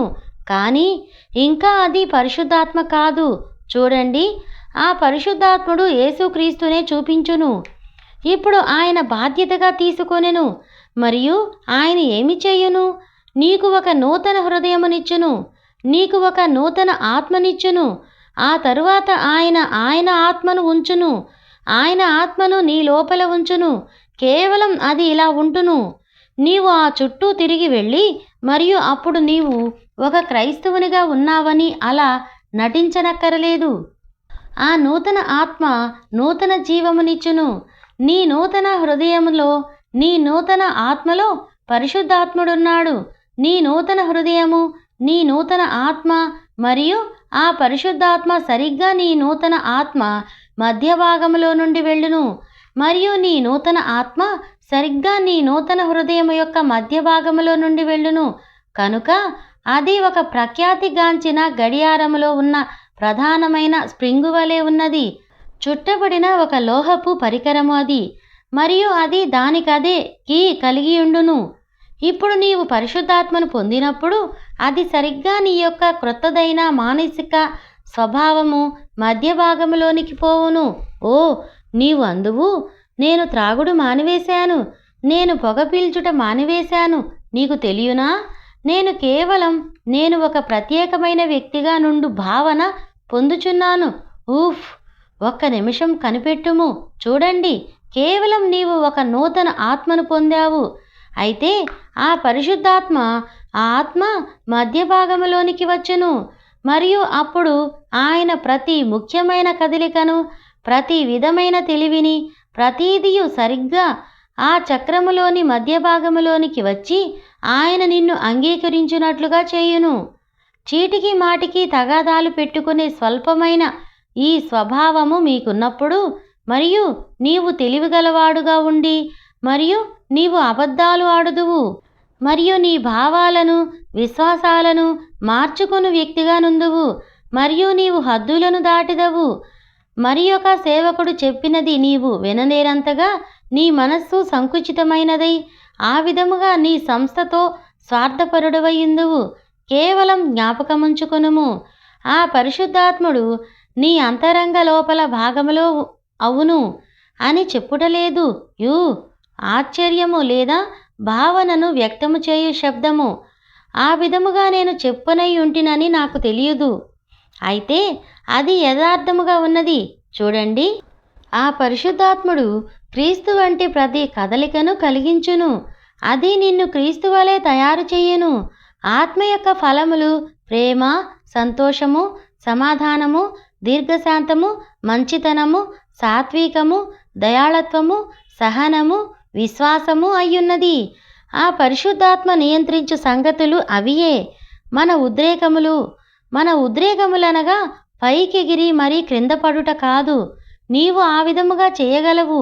అల్లరితో కూడిన ఆటపాట దానిని నీ దగ్గరకు తేగలదు. అయితే ఆ పరిశుద్ధాత్మ నిన్ను శస్త్రచికిత్సలోనికి తీసుకొని వచ్చును లేదా దేవుని స్వాధీనములోనికి తెచ్చును. ఆ విధముగా నీవు సమాధానము మరియు ప్రేమ మరియు దీర్ఘశాంతముతో కూడిన ఆనందము, మంచితనము, సాత్వికము, దయాళత్వము, సహనములోనికి నడిచి వెళ్ళగలవు. నీవు చూడుము, అది ఆ విధముగా నీవు చేయు ఏదో ఒకటి కాదు. ఆ పరిశుద్ధాత్ముడే నీలో చేయు ఏదో ఒకటి అయ్యున్నది. నీవు చూడుము, అది ఇక ఎంతమాత్రము నీవు సొంతముగా ఆలోచించు తెలివి కాదు. అది పరిశుద్ధాత్మ యొక్క అంతరంగము లోపల ఒక కదలిక అయి ఉన్నది. ఓ, దానికి ఆ ప్రపంచం చుట్టూ నేను కేకలు వేసి దేవునికి స్తుతులు చెల్లించవలనని కోరుచున్నాను. దేవుని సజీవమైన సంఘము, అక్కడే మన పెంతెకోస్తు కదలిక విఫలమాయెను. మనం ఏదో కొంత మానవ నిర్మితమైన సంగీతములో కూడిన చప్పట్లు కొట్టుట, ఉద్రేకముతో పైకి ఎగిరి మరియు క్రిందికి దుముకుట, మనం మరలా వీధిలోనికి వెనుకకు వెళ్ళినప్పుడు మరియు ఆ పరిశుద్ధాత్ముడు దానితో మనం సహకరించి ఉండునట్లుగా మన జీవితముల మీద పరిపాలించుటలేదు. అనగా మనం పరిశుద్ధాత్మను పొందలేదు. అది వెన్న తీసిన పాలు కాదు. అయితే సహోదరుడా, సంఘానికి అవసరమైనది అదే. పరిశుద్ధాత్మ ద్వారా మాత్రమే జీవము రాగలదు. యోహాను 3:3. దేవుడు ఏ విధముగా ఆయన బైబిలులో ఆయన చేసిన కార్యములు ఎంత అద్భుతముగా ఉన్నవో మీరెన్నడైనా గమనించారా? ఇప్పుడు ఒక క్షణము మాత్రమే యేసు చెప్పెను, ఒక మనిషి తిరిగి జన్మించితేనే కానీ అతడు దేవుని రాజ్యంలో ప్రవేశించలేడు. మీరు తిరిగి జన్మించవలెను. మీరు జన్మించవలసి ఉన్నది. అది ఏమయ్యున్నది? నీవు అరచి కేకలు వేయుట లేదా భాషలలో మాట్లాడు అలాంటి అనుభవము అని దాని అర్థము కాదు. ఆ కార్యములు చక్కగా ఉన్నవి. కానీ ఈ ఉదయవేళలో నేను ఏమి మాట్లాడుచున్నానో అది కాదు. ఆ విధముగా భాషలలో మాట్లాడి నీవు పొందినది ఆ ఉద్రేకములను గూర్చి సాక్ష్యమియ్యని ఎడల, లేదా నీ జీవితము సహకరించి అలా లేని ఎడల, అప్పుడు నీవు మోసపోయావు. ఎందుకనగా ఆ పరిశుద్ధాత్మ నీ అంతరంగం యొక్క ఉనికి లోపలికి వచ్చి మరియు నీవు ఉండవలసిన విధముగా నిన్ను నియంత్రణలో ఉంచి ఒక క్రైస్తవ స్త్రీ లేక పురుషునిగా రూపొందించి నిన్ను తయారు చేయును. అది నీ జీవితముతో అవును, టిక్ వాచీలో టిక్ అను శబ్దము అని ఏకీభవించును. అక్కడ ఏదో నీ లోపల నుండి లాగుచు కేవలం ఏ విధముగా అయినను నీవు అది చేయునట్లు చేయును.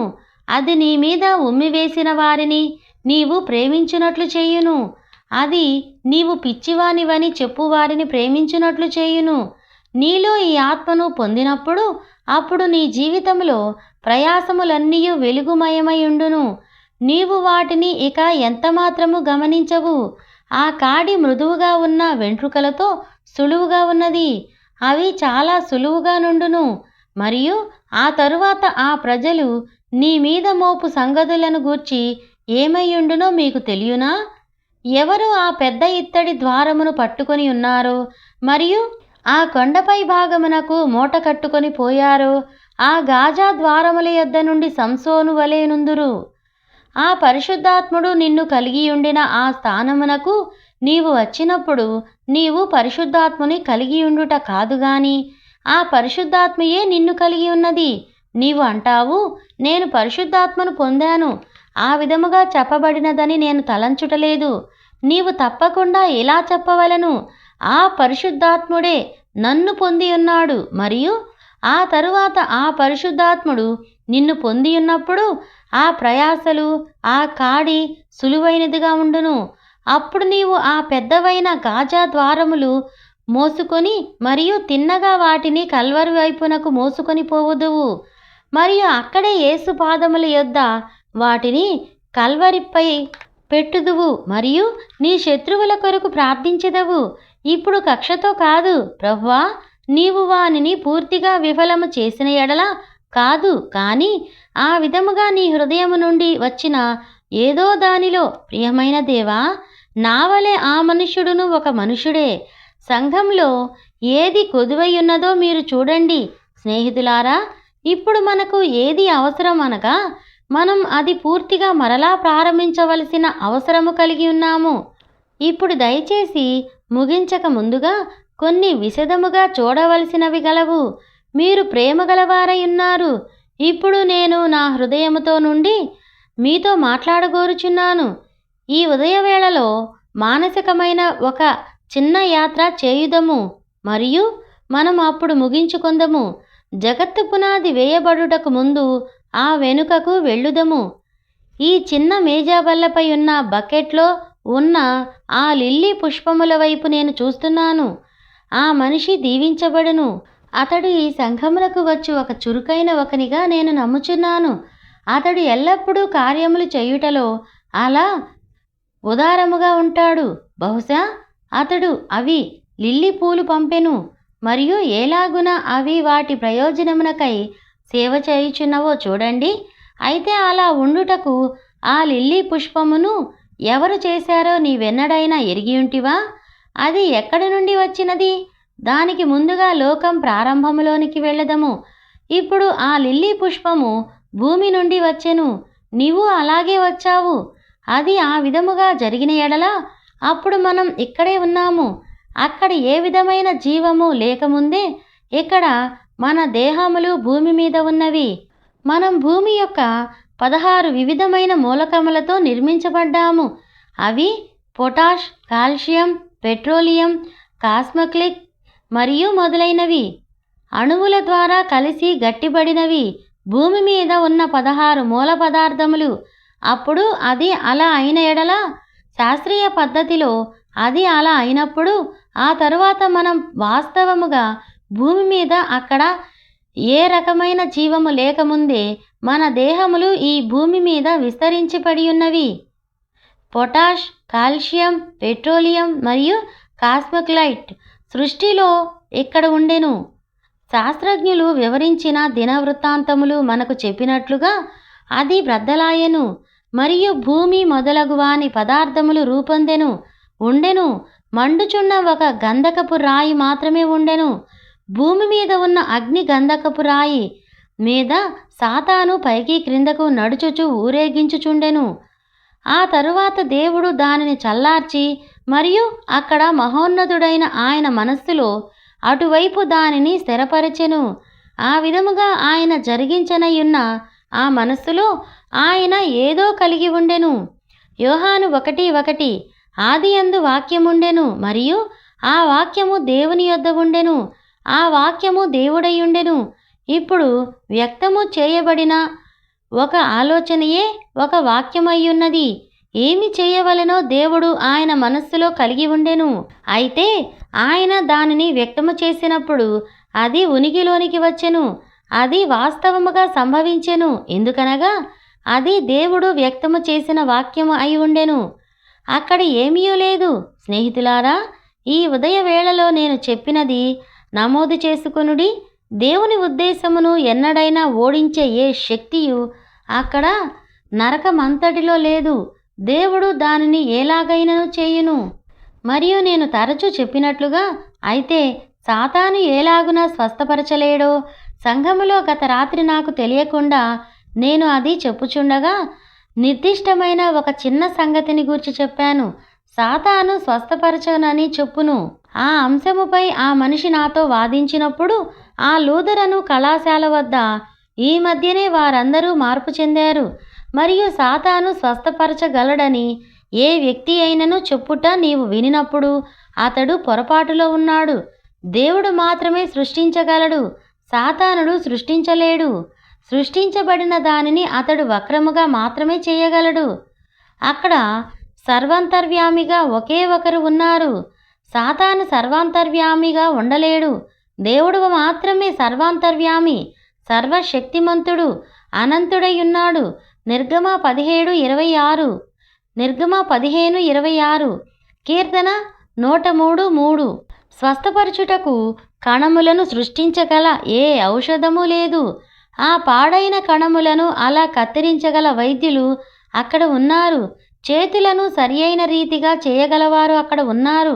లేదా చేతులు సరిగ్గా అమర్చి మరియు ఒక పన్నును బలంగా లాగువారున్నారు.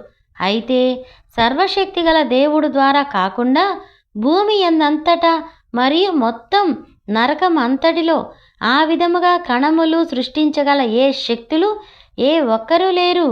ఏ సంకటములను కుదుర్చు యెహోవాను, నీ సంకటములను కుదుర్చు యెహోవాను నేనే.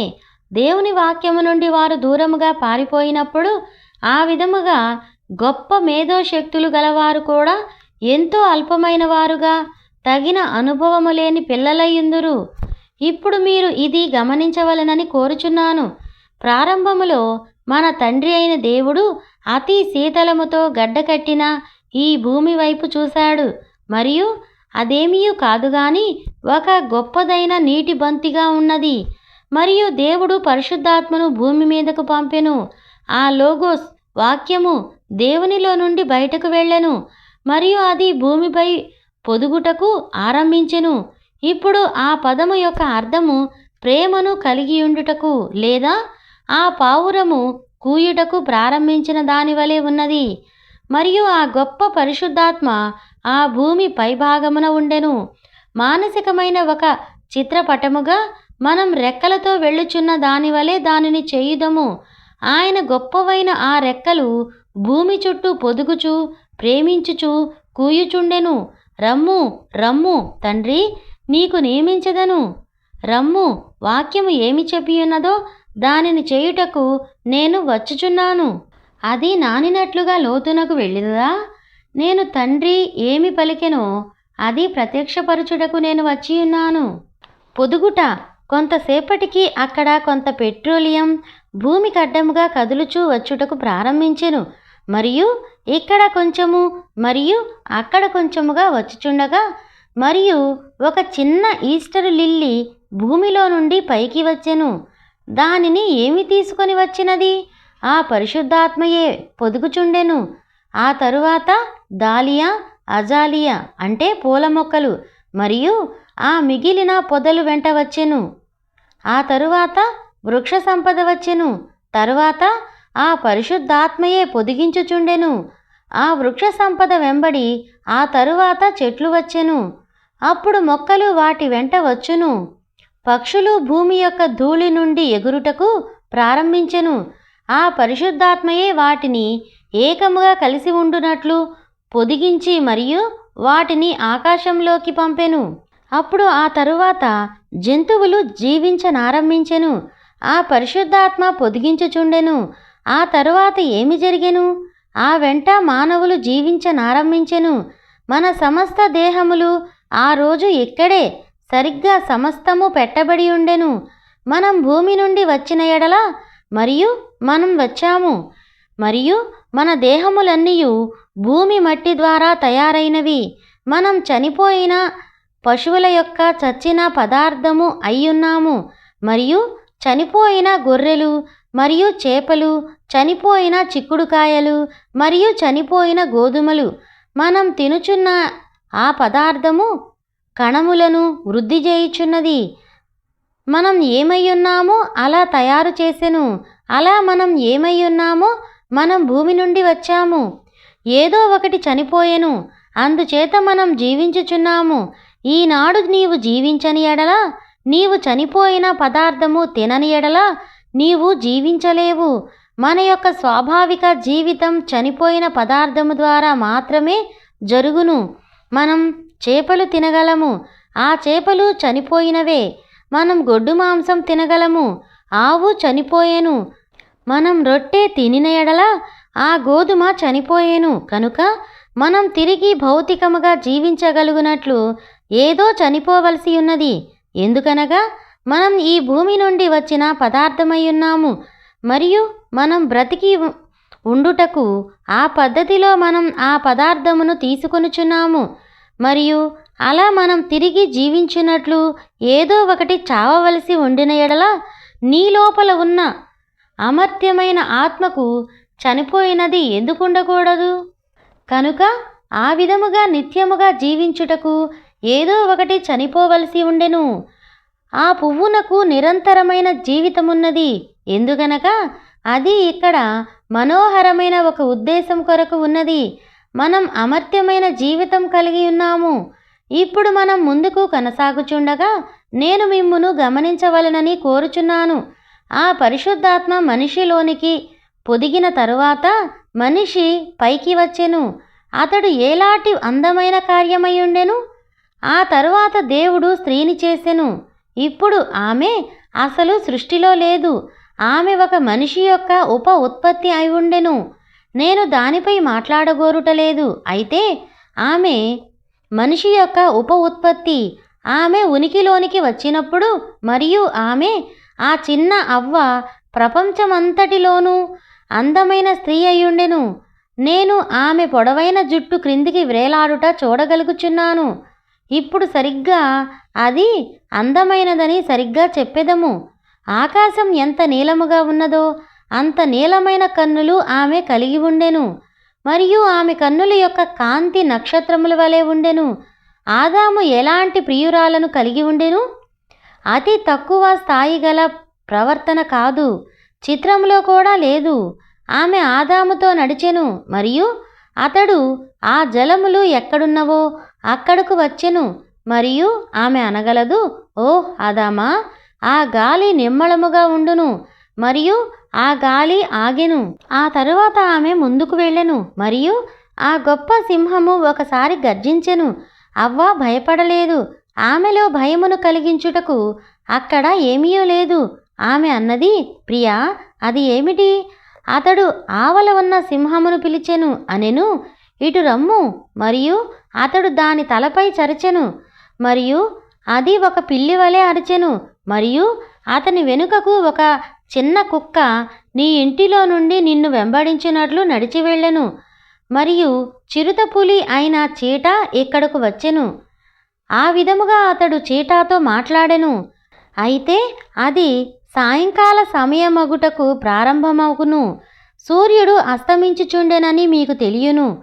మరియు అతడన్నాడు, ప్రియురాలా, మనం తప్పక ఆలయమునకు వెళ్ళవలెను. మనం ఆరాధించుటకు వెళ్ళవలెను. అది ఒక సంఘశాఖ కాదు, అది చాలా పెద్దదైన అడవి అయి ఉండెను. ఆ సూర్యుడు క్రిందికి వెళ్ళుచుండగా వారు పైకి వెళ్ళి మోకాళ్ళుపై ఉండిరి. తండ్రి కిందకి దిగివచ్చెను. ఆ మెరుపులు మెరిసెను, ఆ ఉరుములు గర్జించెను మరియు ఒక అందమైన మహిమకరమైన వెలుగు ఆ పొదల మీదుగా ప్రయాణించెను మరియు అది క్రిందకు దిగివచ్చెను. ప్రేమించే ఆ తండ్రి స్వరమును ఇలా చెప్పుట నేను వినగలుగుచున్నాను. పిల్లలారా, ఈరోజు మీ అంతటా మీరు ఆనందంగా ఉన్నారా? తండ్రి ఈ రాత్రి మీకు ముద్దు పెట్టుటకు మరియు మిమ్మును పరుండబెట్టుటకును క్రిందికి దిగివచ్చెను. అంతలో ఆదాము బుగ్గపై ఒక ముద్దు మరియు అవ్వ బుగ్గపై ఒక ముద్దు పెట్టెను. అతడు అతని పెద్ద చేతిని బయట పెట్టగా మరియు చిన్న అందమైన తలను తలగడవలే ఉంచినా అతని చేయిపై ఆమె తలను వాల్చెను. వారు పరిపూర్ణముగా ఉండి మరియు వారు నిద్రపోయారు. ఏదియూ వారిని బాధపరచలేదు. తండ్రి వారిని గమనించుచున్నాడు. అక్కడ వారిని గాయపరచుటకు భూమి మీద ఏదియూ లేదు. లియో అను సింహము ఇక్కడ ఉండెను. చీట అని పిలువబడు పులి అక్కడ ఉండెను. ఆయన వారందరినీ క్రింద పరుండబెట్టెను. తండ్రి, అది అద్భుతముగా లేదా? అప్పుడు పాపము లోనికి వచ్చెను. అది ఆ దృశ్యమంతటిని మార్చివేసెను. అవును, అయితే మనం ఇక్కడే ఉన్నాము. దేవుని యొక్క సంకల్పము ముందుకు సాగవలసి ఉన్నది. ఇప్పుడు తప్పకుండా స్త్రీలే ఈ జీవకణమును మోయవలసి ఉన్నది. ఆమె మరియు మనిషి కలిసి ఏకముగా ఉండుట వలన అయి ఉన్నది. మనం దానిలోనికి వెళ్ళుటలేదు. కారణం నిశ్చయంగా మీరు నన్ను అంగీకరించరు. అయితే ఏదెను తోటలో వారు తీసుకొన్నది అవి యాపిల్ పండ్లు కాదు కనుక అప్పుడు వారు ఎప్పుడు చేశారు? అది ఏమయ్యున్నను దానిని అలాగే ఉంచండి. స్త్రీ పాపము చేసెను, మనుష్యుడు ఎప్పుడూ పాపము చేయలేదు. నా ఉద్దేశము, మనుష్యుడు పాపం చేశాడు, స్త్రీ ఎన్నడూ పాపం చేయలేదు. ఆ స్త్రీయే నిజముగా మోసపరచబడెను. ఆదాము మోసపరచబడలేదు. అతడు ఏమి చేయుచున్నాడో అతడు ఎరిగి ఉండెను. ఆమె సరియైన విధముగా ఉండెనని అవ్వ నిజముగా తలంచెను. ఆ విధముగా సాతానుడు ఆమెకు ఇచ్చుచున్న కొంత కొత్త వెలుగును ఆమె పొందుచుండెను. వాడు ఇంకా ఆమెకు కొత్త వెలుగు ఇచ్చుచుండెను. బైబిలులో నిలిచియుండుము, అది ఆ విధముగానే అయ్యున్నది. యోహాను 10:18, 2 కొరింథీ 5:21. అయితే వాడు ఆమెతో అన్నాడు, ఆమె అన్నది, ఇప్పుడు కనిపెట్టాలి, దేవుడు ఇలా చెప్పాడు. అయితే వాడు అన్నాడు, నిశ్చయముగా. ఆ తరువాత అది ఏమైనప్పటికీ ఆ నేరము జరిగిపోయెను. ఆమె భర్తను లాలన ఆకర్షణీయముగా చేసెను. అతడు అది పొరపాటైనని ఎరిగి ఉండెను. అతని భార్యను ప్రేమించుట చేత ఏదెను తోట నుండి ఆదాము నడచిపోయెను. ఏ పాపము ఎరుగకయే క్రీస్తు ఒక మాదిరిగా ఉండి క్రిందికి దిగివచ్చి మరియు ఆయన సంఘము కొరకు పాపముగా మారి ఆయన ఏమి చేయుచున్నాడో ఎరిగియుండగా సరిగ్గా బయటకు నడిచిపోయెను. నేను ప్రాణం పెట్టుటకు లేదా తిరిగి తీసుకొనుటకు నాకు అధికారము కలదు. ఆయన ఏమి చేయుచుండెనో ఎరిగి ఉండి ఆయన బయటకు వెళ్ళిపోయెను.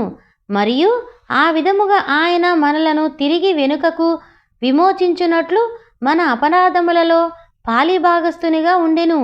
ఏలాంటి ఒక అందమైన చిత్రము గమనించండి. అప్పుడు స్నేహితుడా, ఆ పరిశుద్ధాత్మ భూమి మీదకు వెళ్ళి పొదిగిన ఎడల లేదా ఆ పరిశుద్ధాత్మ మనలను ప్రేమించుటకు ప్రయత్నించిన ఎడల మరియు మనలను వెనుకకు పిలుచుటకు మరియు మనందరినీ కలిసి ఉండుటకును ఆ పరిశుద్ధాత్మను తీసుకొనిన ఎడల మన యొక్క ఏ విధమైన సొంత ఆలోచన లేకుండా మనలను అలా చేశారు. దానిలోనికి వెళ్ళుటకు మనం ఏ కార్యము చేయకుండా ఇప్పుడు మనం ఏమై ఉన్నామో అలాగే చేయబడిన వారము. దేవుడు ఆయన ముందు జ్ఞానము ద్వారా ఇక్కడ ఉందుమని ఎరిగి ఉండెను. మరియు దానిలోనికి వెళ్ళుటకు మనం ఏ కార్యము చేయకుండా మనం ఏమై ఉన్నామో ఆయన మనలను అలాగే చేసెను. ఏలాగూ మరింత తక్కువగా ఆయన మనలను పైకి లేపును గదా. పొటాషియం మరియు కాల్షియం మరియు పెట్రోలియం మరియు ఆ తేమలు, రసాయనములు మరియు మొదలైనవి మన దేహం నుండి నలు దిశలకు వెదజల్లు బరుటకు అదే పరిశుద్ధాత్మ మొదట దశలో మనం ఉనికిలోనికి ఇప్పుడున్న స్థితిలోనికి వచ్చినట్లుగా పొదిగెను. మరలా అంత్య దినములలో మనలను పైకి లేపగలుగును. ఆ తరువాత మనం ఒక యవన పురుషునిగా మరియు యవన యువతిగా అయినప్పుడు మనం ఎలాగు వచ్చాము?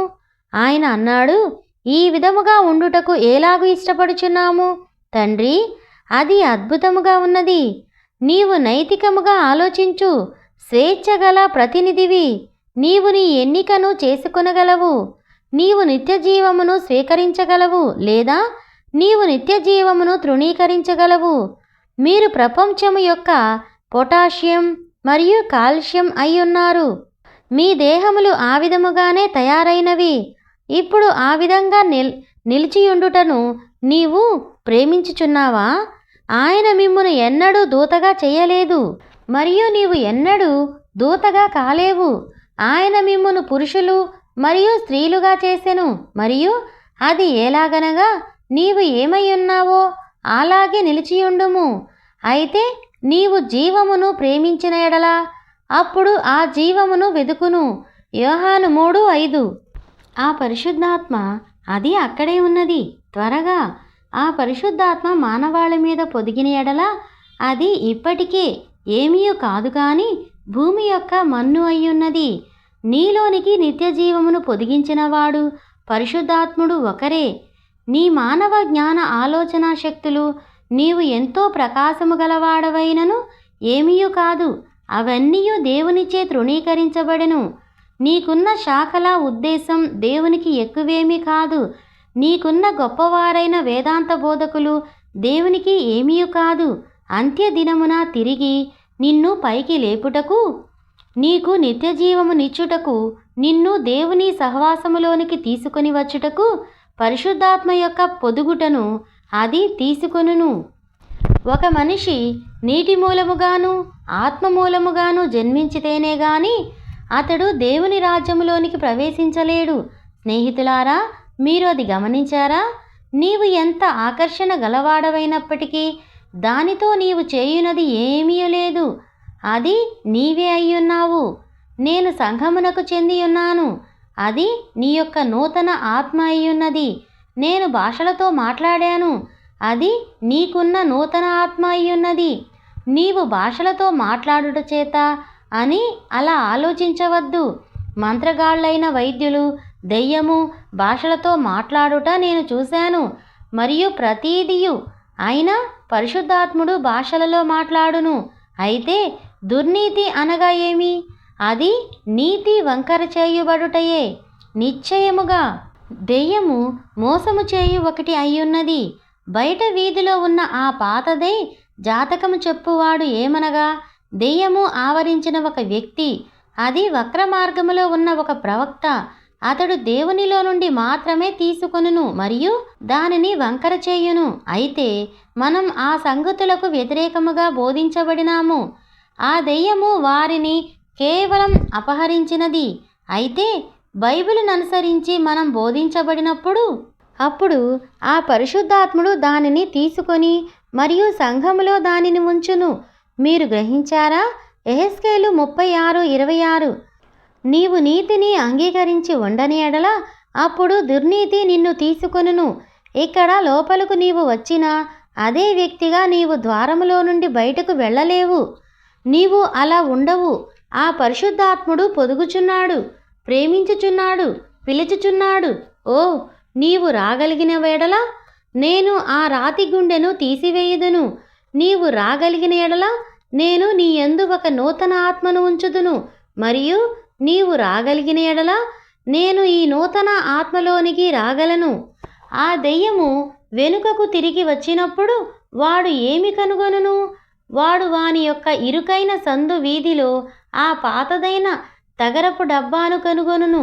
దేవుడు ఆయన యొక్క చదును చేయు పెద్ద బుల్డోజరుగు చదును చేయు యంత్రము క్రిందికి పంపెను మరియు ఆ వస్తువులన్నిటినీ ముక్కలుగా నరికి మరియు దానినంతా చదునుగా చేసెను మరియు దానినంతటినీ పెరికివేసెను.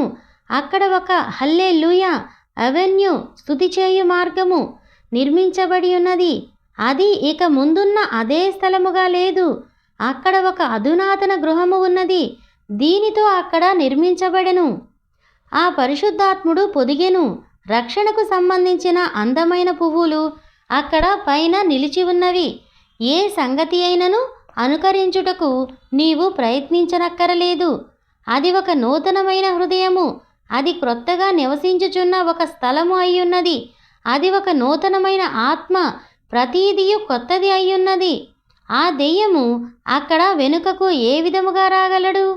మరియు ఏలాగు ఆ పాతదైన పేకాట ఆడు బల్ల కొరకు ఆశించును మరియు సిగరెట్లు కొరకు ఎదురుచూచును మరియు ఆ విధముగా నీలోనున్న ఇంతకు ముందు అనవసరపు ఆందోళనలు, పోరాటము, ఆ పాతవైన పేచీలు ప్రతి దాని కొరకు ఎదురుచూచును.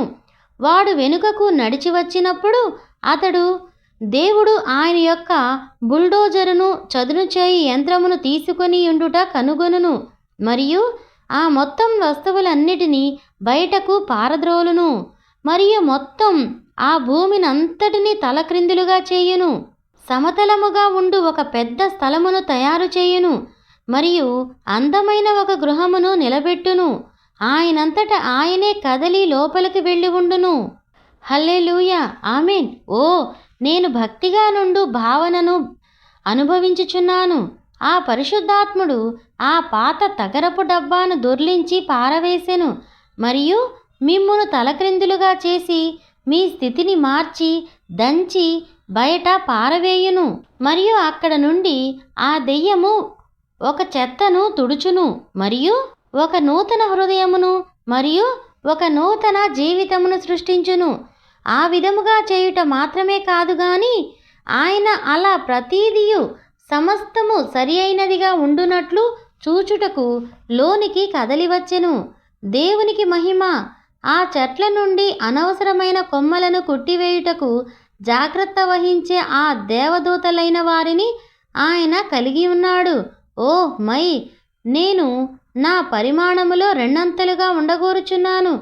ఆయన ఏమి చేయునో సహోదరీ సహోదరుడా, దానిని గూర్చి ఆలోచన చేయండి. ఈనాడు అక్కడ చాలా ఎక్కువగా మానవ జ్ఞానము మీద ఆధారపడ్డారు. అక్కడ పెంతెకోస్తులో ఉద్రేకముల మీద, చాలా అద్భుతమైన వాటి మీద ఎంతో ఎక్కువగా ఆధారపడ్డారు. నిజమైన సంగతితో పెంతెకోస్తు ఆకాశములు భారముతో నింపబడి ఉన్నప్పుడు ప్రత్యామ్నాయమైన ఒక దానిని తీసుకొనవద్దు. ఏదో ఒక చిన్న ఉద్రేకమును కార్యరూపములో చేసిన ఏదో చిన్నది, నీ చేతుల నుండి ఏదో కొంచెము నూనె కారుట మరియు ముఖములో నుండి రక్తము వచ్చుట, అలాంటివి తీసుకొనవద్దు. దేవుని యొక్క సమస్త ఆకాశములు అసలైన నిజమైన సంపూర్ణ పెంతెకోస్తు ఆశీర్వాదములతో ఉన్నప్పుడు ఈ చిన్నవైన ఉద్రేకములు తీసుకొనవద్దు. ఆయన నీకు ఒక నూతన హృదయమును ఇచ్చును, ఒక నూతనమైన ఆత్మను ఇచ్చును మరియు ఆయన ఆత్మ నీ లోపల ఉంచును. ప్రార్థించుకుందాము మరియు మీ యొక్క కన్నులు మూసియుండగా మన తలలు వంచెదము.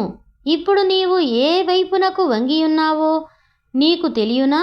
నీవు ఎక్కడ నుండి తీయబడి కదలి బయటకు వచ్చావో అది ఆ భూమియే. నీవు ఏ మార్గములో వెళ్ళుచున్నావో నీకు తెలియనా?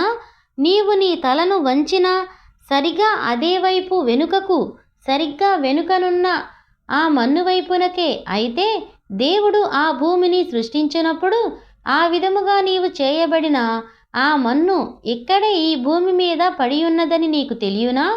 ఆయన నిన్ను ఆ మంటితోనే సృష్టించాడు. నీవు ఆ భూమి యొక్క భాగముగా ఉన్నావు. అయితే నీ లోపల ఉన్న ఆ వస్తువు ఒక ఆత్మగా అయ్యున్నది. అది ఒక జీవము అయ్యున్నది. అది ఇది వరకు ఉన్న ఆ పాతదై మరియు రాతిదై ఉండిన ఎడల అది లోకము యొక్క స్వభావము కలిగి ఉన్నది. ఇప్పుడు నీవు ఒక నూతన హృదయమును కోరుచున్నావా? నీవు ఒక నూతన ఆత్మను కోరుచున్నావా? ఆయన ఆత్మ నీలోనికి వచ్చి మరియు పనిచేసి నడిపించున్నట్లుగా శస్త్రచికిత్స చేయుటకు నీవు కోరుచున్నావా? ఏమి చేయాలో ఆయనకు చెప్పుటకు నీవు ప్రయత్నించవద్దు. మరియు కార్యములు చేయుటకు నీ సొంత ఆలోచనలను కలిగి ఉండవద్దు. ఆయన ఏమి చేయాలని కోరునో కేవలం నీవు అదే తీసుకొనుము. ఆయన నీ దగ్గరకు వచ్చి పొదగవలనని కోరుచున్నావా? అవును బ్రహ్మాం సోదరుడా, మంచిది. ఆ విధముగా ఇప్పుడే సరిగ్గా నీ హృదయమునొద్ద ఆయన పొదుగుచున్నాడు. పిల్లవాడా, అది నేనే, అది నేనే. నేను ఇక్కడే నిలబడి ఉన్నాను. నాశనమవ్వవలనని నేను నిన్ను కోరుటలేదు. ఓ, ఆ విధముగా నీవు నశించకుండునట్లు మన ప్రభువైన యేసు చనిపోయెను. అయితే నీవున్న మార్గములోనే నీవు కొనసాగిన ఎడల నీవు నశించుటకై వెళ్ళుచున్నావు. నీవు పైకి లేవలేవు. నిన్ను లేపుటకు అక్కడ నీలో ఏదియూ లేదు. ఆ పరిశుద్ధాత్మను నీవు ఆయనను తృణీకరించిన ఎడల అంత్య దినాలలో ఆయన పొదగలేడు. నీవు వరుసను దాటిపోయావు. ఓ, నీవు చాలా దూరముగా పోవుటకు ముందుగానే త్వరగా వెనుకకు రమ్ము, త్వరగా రమ్ము.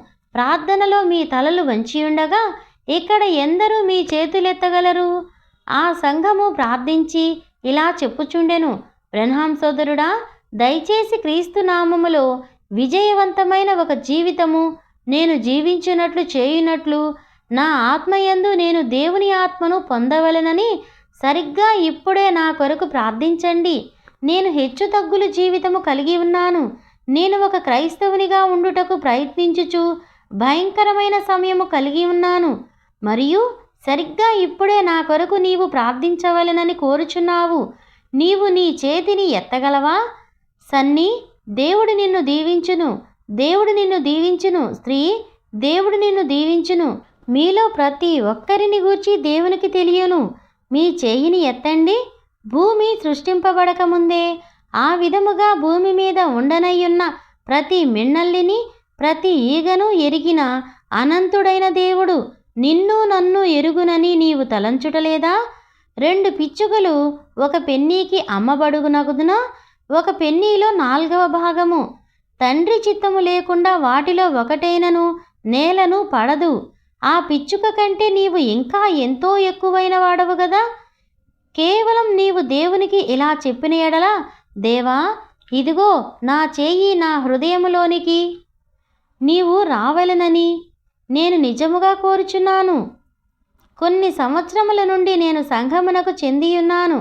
నాకు ఏదో ఒకటి జరిగినదని నేను నమ్ముచున్నాను. ఆ విధముగా ఆ బోధకుడు మాట్లాడినా ఆ విధమైన జీవితం జీవించుటకు నేను ఎన్నడూ సమర్థత కలిగి ఉండలేదు. నేను హెచ్చుతగ్గుల జీవితాన్ని జీవించుచున్నాను. మరియు నేను పైకి లేచుట మరియు క్రింద పడుట మరియు లోపలకు వచ్చుట మరియు బయటకు వెళ్ళుట అన్నట్లుగా ఉన్నాను. మరియు నేనే పొందలేకపోయాను. దేవా, కేవలం నేను క్రొత్త ఆత్మను పొంది ఉండవచ్చును. నీ వాక్యము ఆ విధముగా చెప్పెను. నీవు వారికి ఒక నూతన ఆత్మ ఇచ్చెదనని నీవు చెప్పితివని అలా నీ యొక్క ప్రవక్త చెప్పెను. ఆ తరువాత ఆ నూతన ఆత్మయందు నీ యొక్క ఆత్మ ఉంచెను. మరియు నేను ఆ నూతన ఆత్మ పొంది ఉండవచ్చు. నా జీవితము ఇలా ఉన్నది. ఓ, నేను భయంకరమైన కోపము కలిగి ఉన్నాను. నేను ఇది అంతయు కలిగి ఉన్నాను. మరియు నేను అలా ఉండగోరుటలేదు. నిశ్చయముగా నీ యొక్క నూతన ఆత్మ నిన్ను ఆ విధముగా చేయగలదు. అయితే సహోదరుడా, ఒక మనిషి తిరిగి జన్మించితేనే గాని అయితే బ్రహ్మాం సోదరుడా, నేను భాషలతో మాట్లాడాను, నేను కేకలు వేశాను, నేను భాషలతో మాట్లాడాను, నేను ప్రవచించాను, నీవు ఏమి చేసినను అది ఏ వ్యత్యాసమును కలిగించదు. ఆ రోజున అనేకులు నా యొద్దకు వచ్చి మరియు ఇలా చెప్పుదురు, ప్రభువా, ప్రభువా, నేను ఇది చేయలేదా మరియు అది చేయలేదా అందురు. అయితే నీ హృదయము యొక్క సరిగ్గా అంతరంగములోని క్రింద అడుగున సమస్త లోకము చచ్చినది మరియు క్రీస్తు స్వాధీనము చేసుకొనెను. ఇప్పుడు కేవలం ఏదో ప్రతి దినము ప్రేమలో కదిలించినది. ఏలాంటి సంగతులు వచ్చినా ఏమీయూ కాదు. ఇంకా నీవు ప్రేమలోనే ఉన్నావు. ఆకాశములు ఎల్లప్పుడూ నీకు నీలముగానే ఉన్నాయి. ఏమి సంభవించినను ఏమీయూ కాదు. దేవుడు సింహాసనము మీద ఉన్నాడు. నీ కొరకు ప్రతీదియు ఇచ్చి క్రియ చేయుచు ఆయన ప్రార్థనకు జవాబిచ్చుచున్నాడు. పొరుగువారు నిన్ను గూర్చి మాట్లాడుదురు, ఎవరో ఒకరు నిన్ను అపహాస్యము చేయుదురు. ఆ సంఘం నీవు ఇది చేయవలెను లేదా అది చేయవలనని నీకు చెప్పును, మరియు నీవు అది చేయవలనని కోరుటలేదు. ఒక మాధుర్యమైన చిన్న చిరునవ్వుతో నీవు సిలువను పైకెత్తుకొని మరియు కల్వరి వైపుగా ముందుకు కొనసాగగలవా? లేక నీవు దూరముగా పోయి నిలబడి మరియు వికలమైన మనస్సుతో ఇలా చెప్పుచున్నావా, నేను ఇక ఏ మాత్రము వెనుకకు తిరగలేను. నేను ఎలాగైనను అలా ఇంతకు ముందున్న ఆ ప్రజల గుంపుతోనే ఉన్నాను. నీలో ఉన్న ఆ విధమైనది అదే ఆత్మ అయిన ఎడల అది పరిశుద్ధాత్మ కాదు. నీ చేయి పైకెత్తి మరియు ఇలా చెప్పుదువా, దేవా, ఆ విధముగా సరిగ్గా నేను కలిగి ఉన్న ఆత్మలో నా నూతన ఆత్మలోనికి నీ పరిశుద్ధాత్మను నాకు ఇమ్ము. నేను విజయముతో కూడిన ఒక జీవితమును నేను జీవించున్నట్లు చేయండి. అయ్యా, దేవుడు నిన్ను దీవించునుగాక. దయగల పరలోకపు తండ్రి, మంచు బయట ప్రదేశంలో విజృంభించుచున్నది. వీధులు జారిపోవచ్చున్నవి. ఎందుకు? అలా నిలబడి ఆ టెలిఫోనులో నా పని ముగిసినది అని ఆ విధముగా నేను సోదరుడు యోసేపునకు ఆ విధముగా చెప్పానో నాకు తెలియదు. అది అంతయు నీ యొక్క గొప్పదైన పని చేయుట అయ్యుండవచ్చును. సమస్తము మేలు కొరకే అది అలా జరిగినని నేను ఎరుగుదును. మరియు ఇప్పుడు చిన్న వర్తమానముగా కోయబడినదై ప్రజలకు ఇవ్వబడెను. అయినను 20 లేదా 30 మంది ప్రజలు వారి చేతులు మీ వైపునకు ఎత్తి ఉండవచ్చును. ఆ ఉద్దేశము లేకుండా వారు అలా చేసి ఉండరు. తండ్రి అయిన దేవా, అది నిన్ను గూర్చి ఎరుగకుండా ఎన్నడైనా ఈ విధముగా చేయరు. మరియు వారికి ఏది అవసరమయ్యున్నదో ఆ విధముగా నీవు అనుగ్రహించదవని, అది వారికి ఇవ్వబడినట్లుగా అలా యేసు నామములో నేను నీకు ప్రార్థించుచున్నాను. ఆమీన్, ఆమీన్. ప్రభు అయిన యేసుక్రీస్తు నామములో మీ అందరికీ నా వందనములు. మన సహోదర సహోదరులలో చదువురాని వారు, చదువు వచ్చిన సమయం లేనివారు, వర్తమాన పుస్తకములు అందుబాటులో లేనివారు అనేక మంది ఉన్నారు. వారందరికీ వర్తమానమును చదివి ఆడియో రూపంలో అందించుట ద్వారా వారందరూ ఫలించి ఆత్మీయంగా అభివృద్ధి పొంది ప్రభువు రాకడకు సిద్ధపరచబడాలి అనేది మా ముఖ్య ఉద్దేశం. ఇంకా అనేక వర్తమానములు అందించగలుగులాగున మా కొరకు ప్రార్థించగలరు. దేవుడు మిమ్మును దీవించునుగాక. ఆమేన్. ప్రభు కృపలో మీ సహోదరి మెర్సీ.